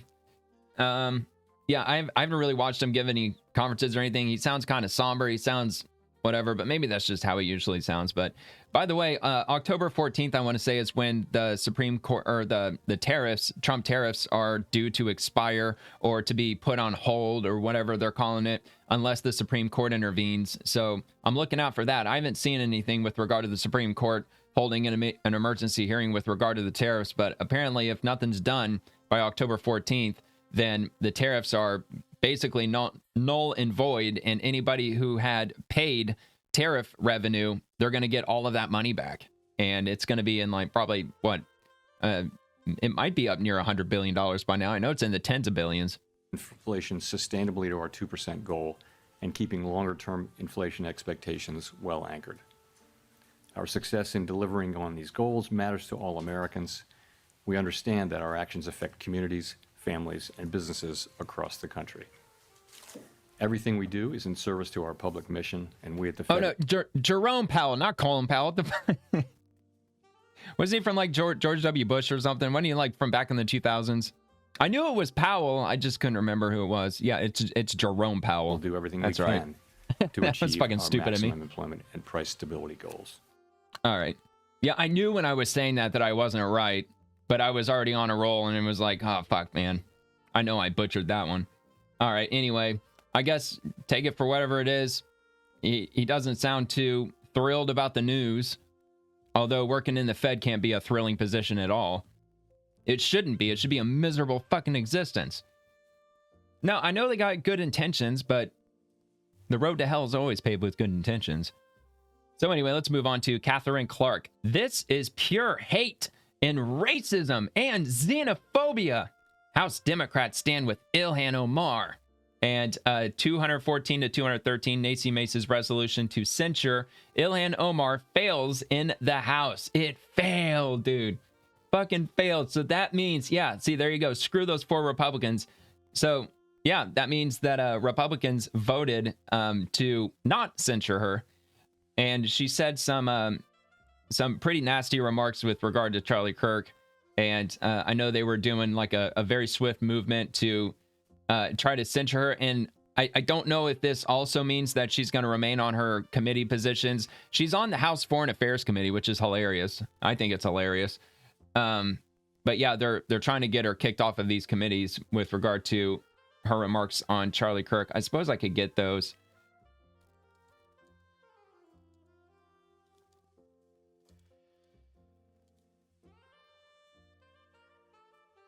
Yeah, I mean, so much has happened with regard to Charlie Kirk recently. I just want to make sure I get it right. So in a Zeddio interview shortly after Charlie Kirk's assassination, Rep. Ilhan Omar expressed empathy for his family, but criticized those pretending he sought civil debate, calling it bullshit, and noting his decade of recorded hateful rhetoric on issues like George Floyd and slavery. She reposted a video labeling Kirk a stochastic terrorist and a transphobe. Omar condemned the murder, but Republicans sought and failed to censure her for implying he bore blame. Well, there you go. It's not exactly an ethical thing for a member of Congress to be saying. But there you go. There's your 4 Republicans. Matter of fact, do you want to find out who those 4 Republicans were?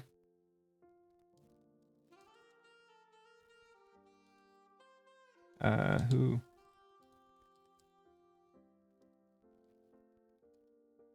Who were they? Who were the 4 Republicans?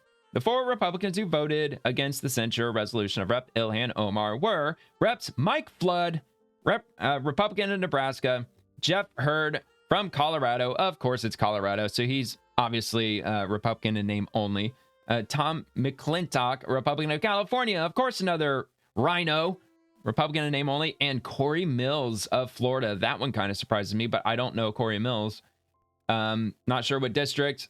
Again, like my rep is Anna Paulina Luna, and I've been more or less pretty satisfied with the job that she's been doing lately, with the exception of a couple of things. I pushed back against a couple of things, like her trying to get social media companies to take down the Charlie Kirk footage. I wasn't happy to hear that, because I think if somebody, look, it's awful. I'm never going to unsee that. It was horrific, and I wasn't prepared to see it. I heard about the news when I got on X, because I was working all day, and I started scrolling through like the hashtag, like Charlie Kirk or whatever, and just seeing like condolences, this is awful, terrible, and then bam, close-up shooting, like right then. I wasn't even prepared for it, and it just happened. So yeah, I'm not ever going to forget that moment. However, people who want to see it should see it, because you got to see the level of hatred that people in America are capable of today. I don't think you should hide that and try to just bury it somewhere, especially on social media. Although, yes, there is an argument to, kids should not be subjected to watching that, and I could not agree more. And like, what's the age? Is it like 13 years old, I think, is the minimum age to be on social media? And yeah, children 13 up to 17, 18 should not be seeing that, even though they did. Everybody else saw it. And when they went to middle school or high school and they've got their phones with them, their friends are talking about what happened, most kids across America almost certainly saw that footage. I'm just saying, even if parents who have kids that they've kept off of social media and they don't even have a phone, there was some kid in that school who was looking at it and they leaned over and said, "Dude, look at this." And bam, they saw it just like that. So anyway, that's public school for you. All right, so let's move on to this one from DOW Rapid Response. And we've got the title here: Trump's Iran ultimatum started a 60-day clock ticking for decisive June strikes. And this is on foxnews.com. The 60-day clock ticking for decisive June strikes. Bomber commander reveals General Jason Armagast commanded June B-2 bomber mission following president's 60-day nuclear deadline. So sounds like it's something that's ongoing. When President Donald Trump drew a red line on Iran's nuclear program, U.S. bombers immediately began preparing to enforce it, according to the general who commanded June's strike mission. And Major General Jason Armagast told Fox News Digital the operation proved decisive. "We reestablished deterrence, and all of our adversaries watched that." In the spring, Trump wrote a letter to Ayatollah Ali Khamenei, demanding progress in nuclear talks and offering a 60-day deadline. When he learned Trump gave the 2-month ultimatum, Armagast, commander of the 8th Air Force and all bomber forces, immediately began setting a plan in motion to present the president with strike options. There's the B-2. Damn, that's an awesome plane. All right, White House envoy Steve Witkoff met with Iranian representatives in Oman, but negotiations reportedly stalled out over Iranian demands for what they called a civil nuclear enrichment capacity. Quote, 2 months ago, I gave Iran a 60-day ultimatum to make a deal. They should have done it. Today is day 61. I told them what to do, but they just couldn't get there. Now they have perhaps a second chance, Trump wrote after the strikes. When I heard that 60-day warning, immediately in my head, I said, okay, we got 60 days. We knew we would be a military option at the expiration of that, Armagast said. Mission planning was far more expansive than the single round of strikes that B-2 bomber crews ended up executing. We're building readiness to be ready to do numerous options that would support potentially a campaign, right? That was a strategic attack, but we look at all the time at, okay, what is the next thing that has to happen, or might we be asked to do? Luckily, the Iranian nuclear sites were in remote areas, so planners did not have to account for civilian casualty rates. That's definitely a good thing. But still, they got to planning every detail down to who would be in the facilities at the time of impact. Oh man, dude, you could probably make a banger of a movie about that. That would be a really good movie, probably. Just all the logistics, and even like just insiders, like having moles that were reporting to the military in secret, or to the U.S. government about like who would be there. I mean, maybe not. Maybe they didn't have people like actually there. Maybe instead they had moles behind a keyboard who were hacking their way in to try to get schedules and shit. But anyway, it sounds like a movie. Then 14 B-2 pilots flying 7 stealth bombers prepared for the 30-hour journey from Whiteman, Arizona to Iran and back. Arizona. Why the fuck did I say Arizona? 30-hour journey from Whiteman, Missouri to Iran and back. They dropped 14 massive ordnance penetrators, MOPs, on Iran's nuclear sites deep underground. Global operations are hard, said Armagast. You go through different weather. You go through daylight cycles that are abnormal because you're flying eastbound and then westbound. Intellectually, it's demanding. Aerial refueling tankers made the marathon mission possible. Clouds, weather shifts, and even the failure of a single refueling jet could have jeopardized the strike, Armagast said, but meticulous planning and backup tracks kept the B-2s airborne. And anyway, it goes on for a bit. There's one of the missiles. I'm assuming that's probably one of the bunker busters. I mean, I believe that's all they dropped on there. I think they dropped 14 of them in total. But anyway, let's see. The plane expected to be easier to update with new. Oh, are they talking? Yeah, the B-21 Raider. Yep, they're doing flight tests right now. They flew them across the country to, what was it, Eglin Air Force Base, I think. Let's see, easier to update with new technologies and cost less than half the price, around $800 million instead of $2 billion. That's pretty cool. Is that what? Oh, no, never mind. Yeah, that's the B-2. But anyway, yeah, so this is the article. They go into a bit more detail on that when that happened back in June, I want to say. All right, Rapid Response 47. Apple CEO Tim Cook praises the Trump administration, and he gives a quote. I'm just going to play it. And this is on CNBC. The administration keeping track of how much you're spending? We're in constant communication. We have a very good relationship. It's very positive. And to their credit, they are focused on regulation and trying to decrease the amount of regulation that it requires to build a new factory, to build a new data center, et cetera. Did the tariffs work in the sense that they are bringing companies back and they gave us a level playing field, which I think you and I would always think if U.S. had a level playing field, we would win? I think they're a motivating factor for many businesses. Jim Cramer, he was the guy that said that 2019 we saw the best numbers of our lives, economically speaking. And that was, of course, when the Trump administration was in full swing. It was party time in 2019 economically. Anyway, yeah, so like Tim Cook, I'm actually kind of surprised how well, at least in a business sense, how pro-Trump that he's become, especially running Apple, which has always been a very lefty company, a very trendy company. Plus, he's always had the appearance to me to be like one of those like top tier elitist leftist types. Even though I don't know anything about him, so that's unfair to throw that at him. I'm just saying, just by judging the book by its cover, that's just kind of how he rubbed off on me when I at least first took notice of him. But yeah, I mean, definitely a breath of fresh air that a company as gargantuan as Apple and the amount of money that they're putting into the country during the Trump administration. I mean, that says a lot about Trump's policies when it comes to manufacturing and the economy and so on. All right. Anyway, so bring that back down. So Trump administration torpedoing Biden's oil and gas crackdown. This one's from the Daily Caller. I think that was Caroline Levitt who left this or who posted this. And from the Daily Caller, Trump admin torpedoing Biden's oil and gas crackdown. The Trump administration is rolling back President Joe Biden's restrictions on oil and gas, planning 21 lease sales in 2025, a sharp contrast to Biden's first year, which saw 0. The Department of the Interior and the Bureau of Land Management have already held 11 lease sales under Trump, generating over $110 million for Americans, and plan to host 10 more in 2025, the agency told the Daily Caller News Foundation. While the Biden administration imposed a sweeping offshore drilling ban and greenlit a record low offshore oil and gas leasing schedule, the Trump administration is working to reopen development on federal lands and waters. Quote, President Trump has revived American energy. While the Biden administration left our energy resources to waste at the cost of taxpayers, Americans can feel relief knowing that they now have an administration laser focused on unleashing our domestic energy sources, lowering costs, and securing a more affordable and reliable energy future.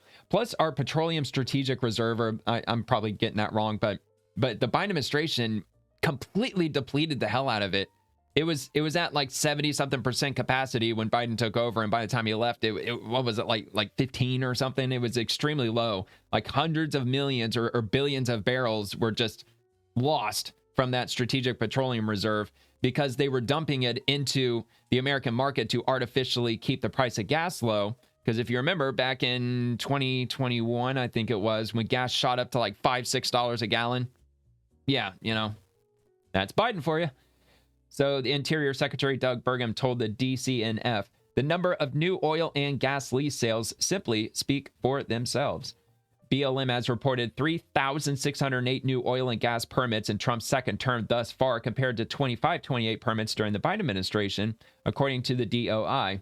I mean, 2,528, I mean, it's better than zero.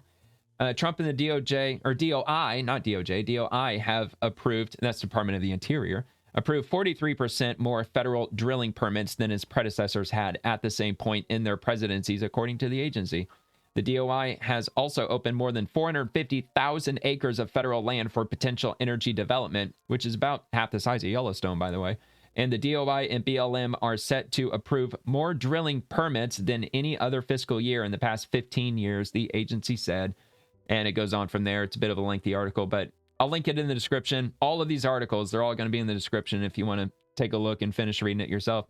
And also, Caroline Leavitt, EPA has a huge role in American AI dominance. This one's from The Hill.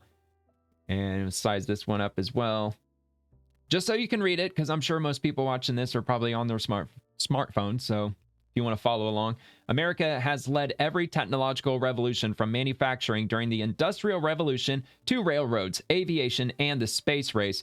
We have pioneered some of the most innovative technologies to date, leading the world into new eras of possibility. Artificial intelligence is the next great American frontier. So whenever you hear countries that are saying, like, we hate America, down with America, and, you know, it's the great Satan. Yeah, it says the country who has motor vehicles all over the place. They travel by train. They travel by plane. They use, electricity. They probably use air conditioning, at least the ones who are doing better for themselves. It's so funny whenever they, like these countries that claim to hate America so much, but they enjoy all of the technologies that America has bestowed upon the world. I just think that's pretty funny. That even applies to the leftists here in America, too. If you hate America so much, then why are you using all of the fruits of Americans' existence? Anyway, President Trump recognized this immediately, signing the first ever AI executive order, and in January, removing barriers to American leadership in artificial intelligence. A core pillar of my Powering the Great American Comeback initiative is making America the AI capital of the world, and the Environmental Protection Agency will be critical in that mission. America's AI action plan proposed by President Trump centers on three objectives: accelerating AI innovation, building out AI infrastructure, and sharing AI technology with our allies. The Trump EPA is implementing the largest deregulatory agenda in American history. In fact, we will accomplish more deregulation in 1 year than the entire federal government has achieved across all agencies throughout entire presidencies. Damn! We chose to protect the environment and grow the economy simultaneously. This week, I met with data center developers and AI executives at the White House to advance these discussions. During President Trump's first term, EPA developed the National Reuse Water Action Plan to advance water reuse strategies with AI applications in mind. We're now expanding this effort by considering data center projects in the Fixing America's Surface Transportation Act process, which would streamline approval timelines for critical infrastructure. Data centers range from 5,000 to 100,000 square foot facilities, hyperscale facilities, requiring robust water resources for cooling systems. Yeah, I never thought of that. Yeah, they got to keep them cool because, computers, they put out a lot of heat. Imagine just your basic desktop computer and multiply that by like 1 million. So, yeah, that's why those data centers, if you've ever seen a video of it or if you've ever even been in one, they're extremely noisy. They're very loud and a lot of cold air blowing into them. Hyperscale data centers are expected to consume between 60 and 124 billion liters of water by 2028, equivalent to a mid-sized American city. Look, dude, like these data centers, and they're using this water to keep them cool. I wonder if they could develop any technology that during that conversion process, I mean, I'm assuming the water's like it's probably going to be lost in the way of steam, wouldn't it? 60 and 124 billion liters of water. So, I mean, if it's being converted to steam, I wonder if they could do like a two-step process. One, they're cooling off the data centers, and two, they're producing electricity. And that's basically what nuclear power plants do. They convert water to steam and they turn the turbines. All right, to keep pace with this demand, we are considering a nationwide Clean Water Act, Section 404 permit for data centers that would eliminate pre-construction notification requirements for development sites. On the greatest day of deregulation in U.S. history, this past March 12th, we announced modernized regulations for oil and gas wastewater discharges, and in June, we announced our intent to update the 2024 effluent limitations guidelines for steam electric power generating units to lower energy costs while supporting sustainable water reuse, including for AI and data center cooling. Well, I should have just held my tongue for an extra minute because I think I just answered my own question. At EPA, we are looking into using AI to train internal systems that review, categorize, and summarize public comments on policy proposals. Tasks that previously required months can now take minutes, streamlining rulemaking, environmental reviews, and monitoring while saving tax dollars. Let's see. So we got quite a bit more to go through, so I'll just cut it there. Let me see. McKinsey projects that generative AI could create $2.6 to $4.4 trillion in global economic value. Holy shit, man. That's a lot of money. Let's see. The EPA assisted in the cleanup of environmental contamination at nearly 45,000 properties. Good grief. Our team is cleaning up 1,343 Superfund sites, 57 of which are on federal land and 1,186 on municipal or private land. All right. Well, anyway, that'll be linked also. It's on thehill.com. I know usually in YouTube descriptions, it doesn't show the entire link from start to finish. So it's the only one that I have that starts with The Hill. At least, yeah, that's what it appears. So it'll be down there if you want to check it out. And this comes from the White House. President Donald J. Trump writes letter to send to America's newest citizens. And there's a quote, but I'll just read the letter for you. So whenever an immigrant becomes a U.S. citizen, they're going to receive this letter. And I know it's small. I'll just follow with my cursor. My apologies. X doesn't allow me to make it larger. Maybe one day, we can only hope. Dear fellow American, on behalf of my administration and the American people, congratulations on becoming a citizen of our great and glorious nation. America has always welcomed those who embrace our values, assimilate into our society, and pledge allegiance to our country. By taking this oath, you have forged a sacred bond with our nation, her traditions, her history, her culture, and her values. This rich heritage is now yours to protect, promote, and pass down to the next generation. Our history is now your history. Our customs are now your customs, and our Constitution is now yours to safeguard, honor, and respect. The United States is now your homeland, and you stand as a part of one nation under God. You have pledged your heart to America, and in return, she offers the boundless promise of freedom and opportunity. We applaud your devotion to our country, our people, our history, and our great American story. As long as the American people continue to love our country and uphold our values, there is nothing that our nation cannot achieve. Our communities will flourish, our people will prosper, our traditions will endure, and our future will be brighter, more radiant, and more hopeful than ever before. Once again, congratulations and welcome. May God bless you, and may He continue to bless the United States of America. I almost got that perfect, but that's all right. From the White House. That's a hell of a good letter, man. Like, imagine just getting your citizenship and reading that. I mean, that'd be awesome. All right. U.S. Census Bureau. Contrary to conventional wisdom, adoption of technology, including AI, did not change overall worker numbers, according to our 2023 annual business survey. That's good news. That's definitely a breath of fresh air. Read more about the impact of technology on U.S. businesses on America Counts. Now, it's on census.gov. They do say 2023. AI has come a long way since 2023. I know it was only 2 years ago, but AI is just expanding exponentially. But I would really like to know if that would apply also to I know it's going to open, if it's also applying between 2023 and now, because I know that's the one thing people are scared of the most, is that AI is just going to encroach on tons of people's jobs and just take them out altogether. And the big solution that I've heard from people talking about it, they just say, well, you could go back to school, you could find another job, there's truckers, there's construction, there's other things. But then I also hear that, well, just because AI is taking certain roles in jobs, and in some cases taking over jobs, there's going to be a lot of support roles with regard to AI, which I'm not so sure I exactly believe. I'm sure, yeah, there's going to be tens of thousands of people, maybe even hundreds of thousands, who are going to have to support the AI infrastructure. However, it's probably going to cost a lot more jobs than it's going to create. Otherwise, I mean, what's it all for then? You know, what's the point if it's going to take more humans than ever? I guess if it's solving these insanely complex problems, which, I mean, it shows that it's got, you know, a lot of promise in doing so. But anyway, I lost where that tab was, so I'm just going to open it up again. Okay, here it is. All right, U.S. Census Bureau, how AI and other technology impacted business and workers. And regarding the Census Bureau's 2023 annual business survey, providing insight into technology adoption by businesses. And I'll probably just read the intro here. I've been reading a lot of stuff here in the last little bit. Let me make this a little larger. From September 17th today, the adoption of new technology like robotics and artificial intelligence had little impact on the number or skills of workers that businesses employ, according to the Census Bureau's 2023 annual business survey. The ABS surveys employer businesses, those with at least one paid employee, on many aspects of business ownership, including why and when they became owners, how they manage their finances, and how technology impacts their workforce. All in on AI. Contrary to conventional wisdom, the 2023 ABS, which produced 2022 data, so it's actually 3 years old, found that adoption of technology, including AI, did not change overall worker numbers. I mean, again, AI was really new in 2022.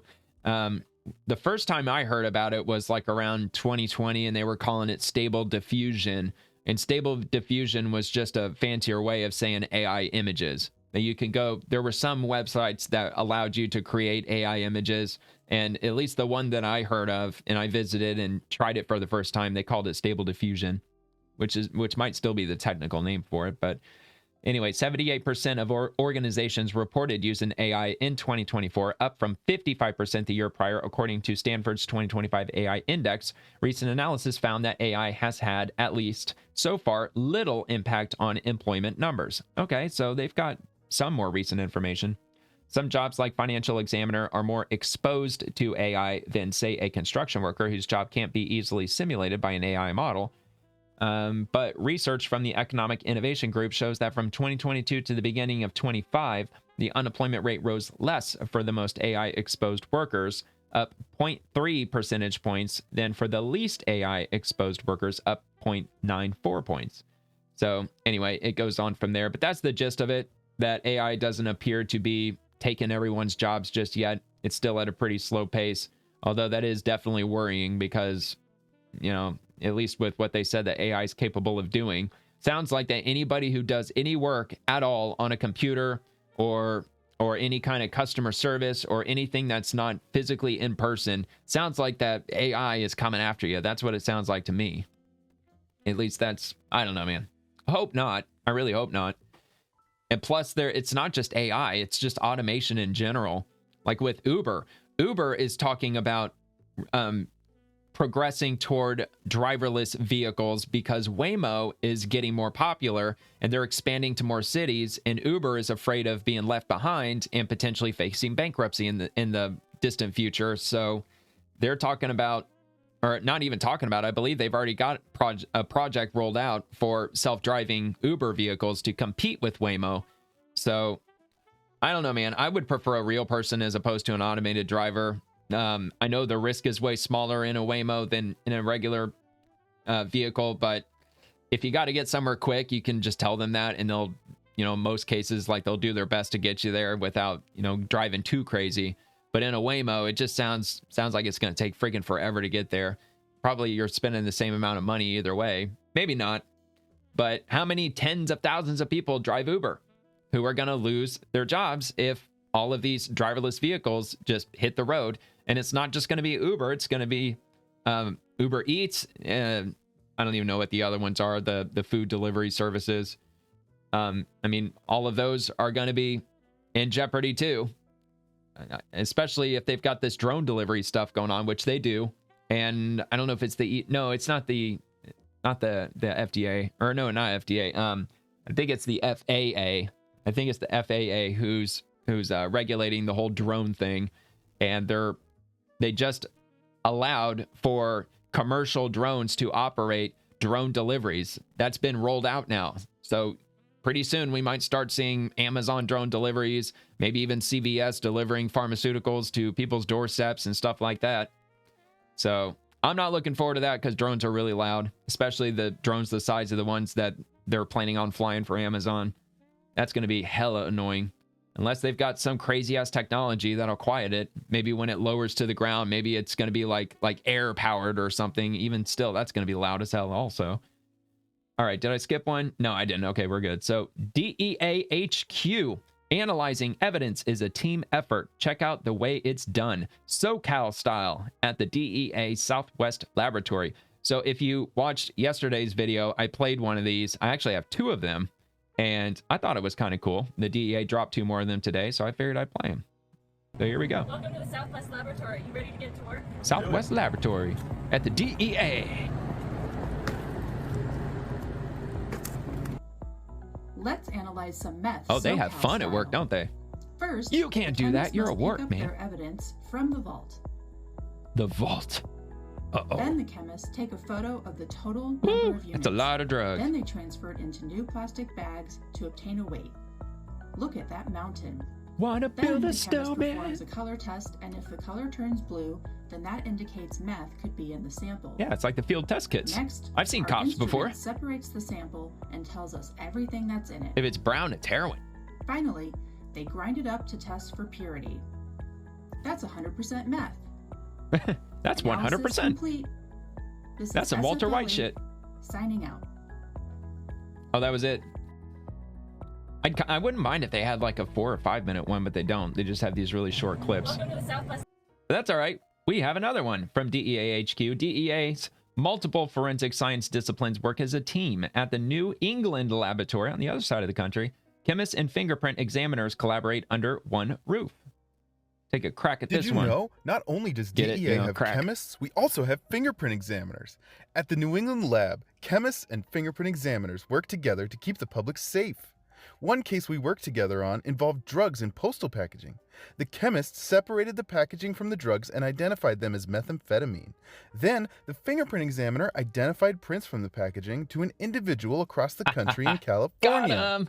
More recently, we collaborated on a rush case in which a chemist identified 7.2 kilograms or 15 pounds of fentanyl tablets, while a fingerprint examiner identified an individual from the packaging. As a result, agents were able to press charges to the individual before they were deported. DEA successfully removed 64,390 deadly doses from the streets of New England. Wow. Did you know? Yeah, that is a lot. There's a lot of doses. I mean, they're measuring fentanyl doses in the hundreds of millions, though, in mini busts that they do.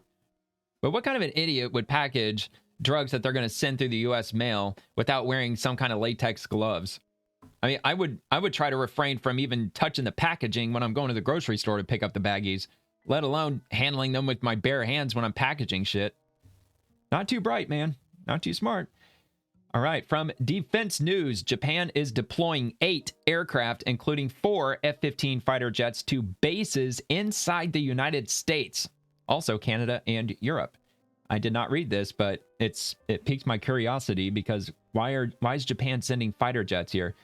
My first thought was maybe Chinese aggression, maybe they don't want all of their fighter jets to get destroyed. That's probably a really stupid idea. I mean, on my part, not their part. I'm just saying, like, that's probably a really dumb reason. I'm probably wildly incorrect on that. But all right, Japan, they're deploying 8 aircraft, including 4 F-15 fighter jets, to bases in the U.S., Canada, and Europe in an unprecedented mission to support NATO. Oh, okay, support NATO.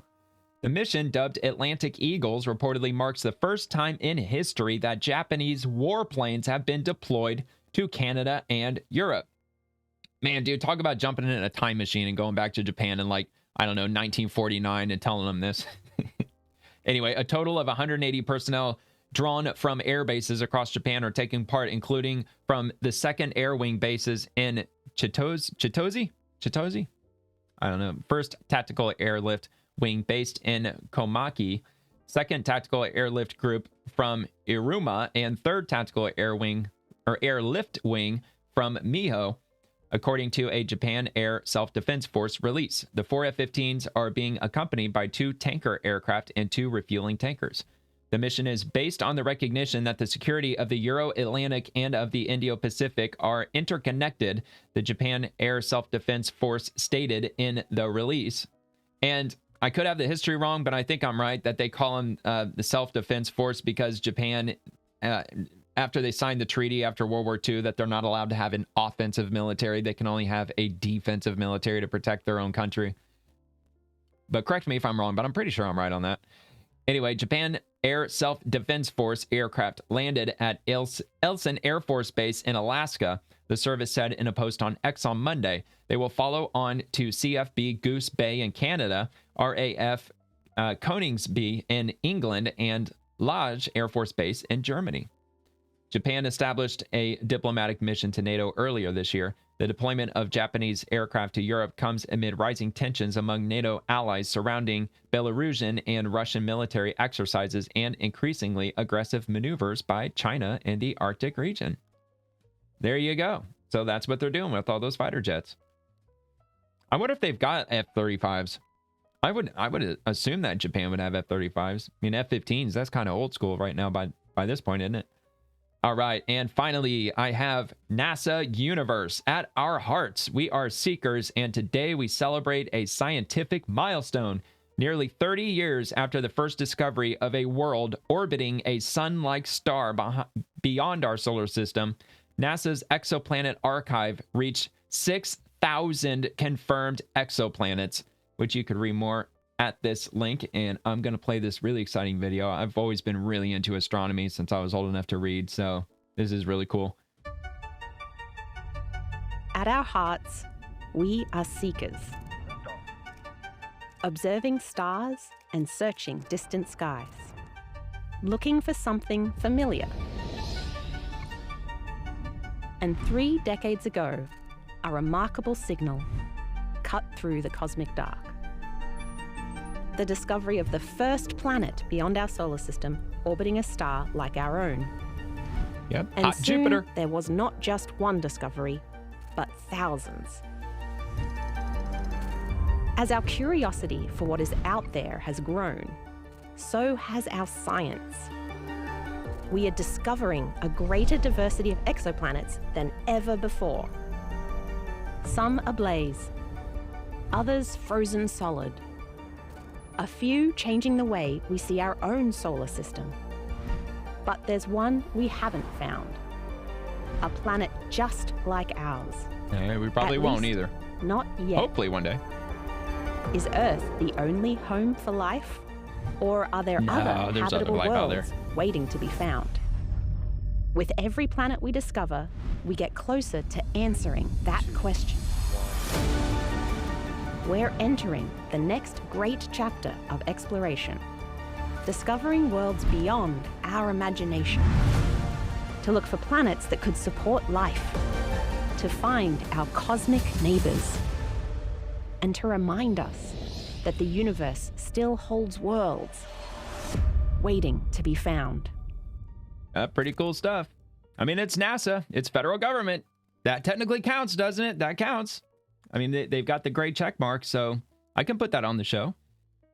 I could probably do a whole separate show on its own, just only talking about astronomy, especially these days where it's just constantly, just more information on a daily basis just keeps happening in the field of astronomy.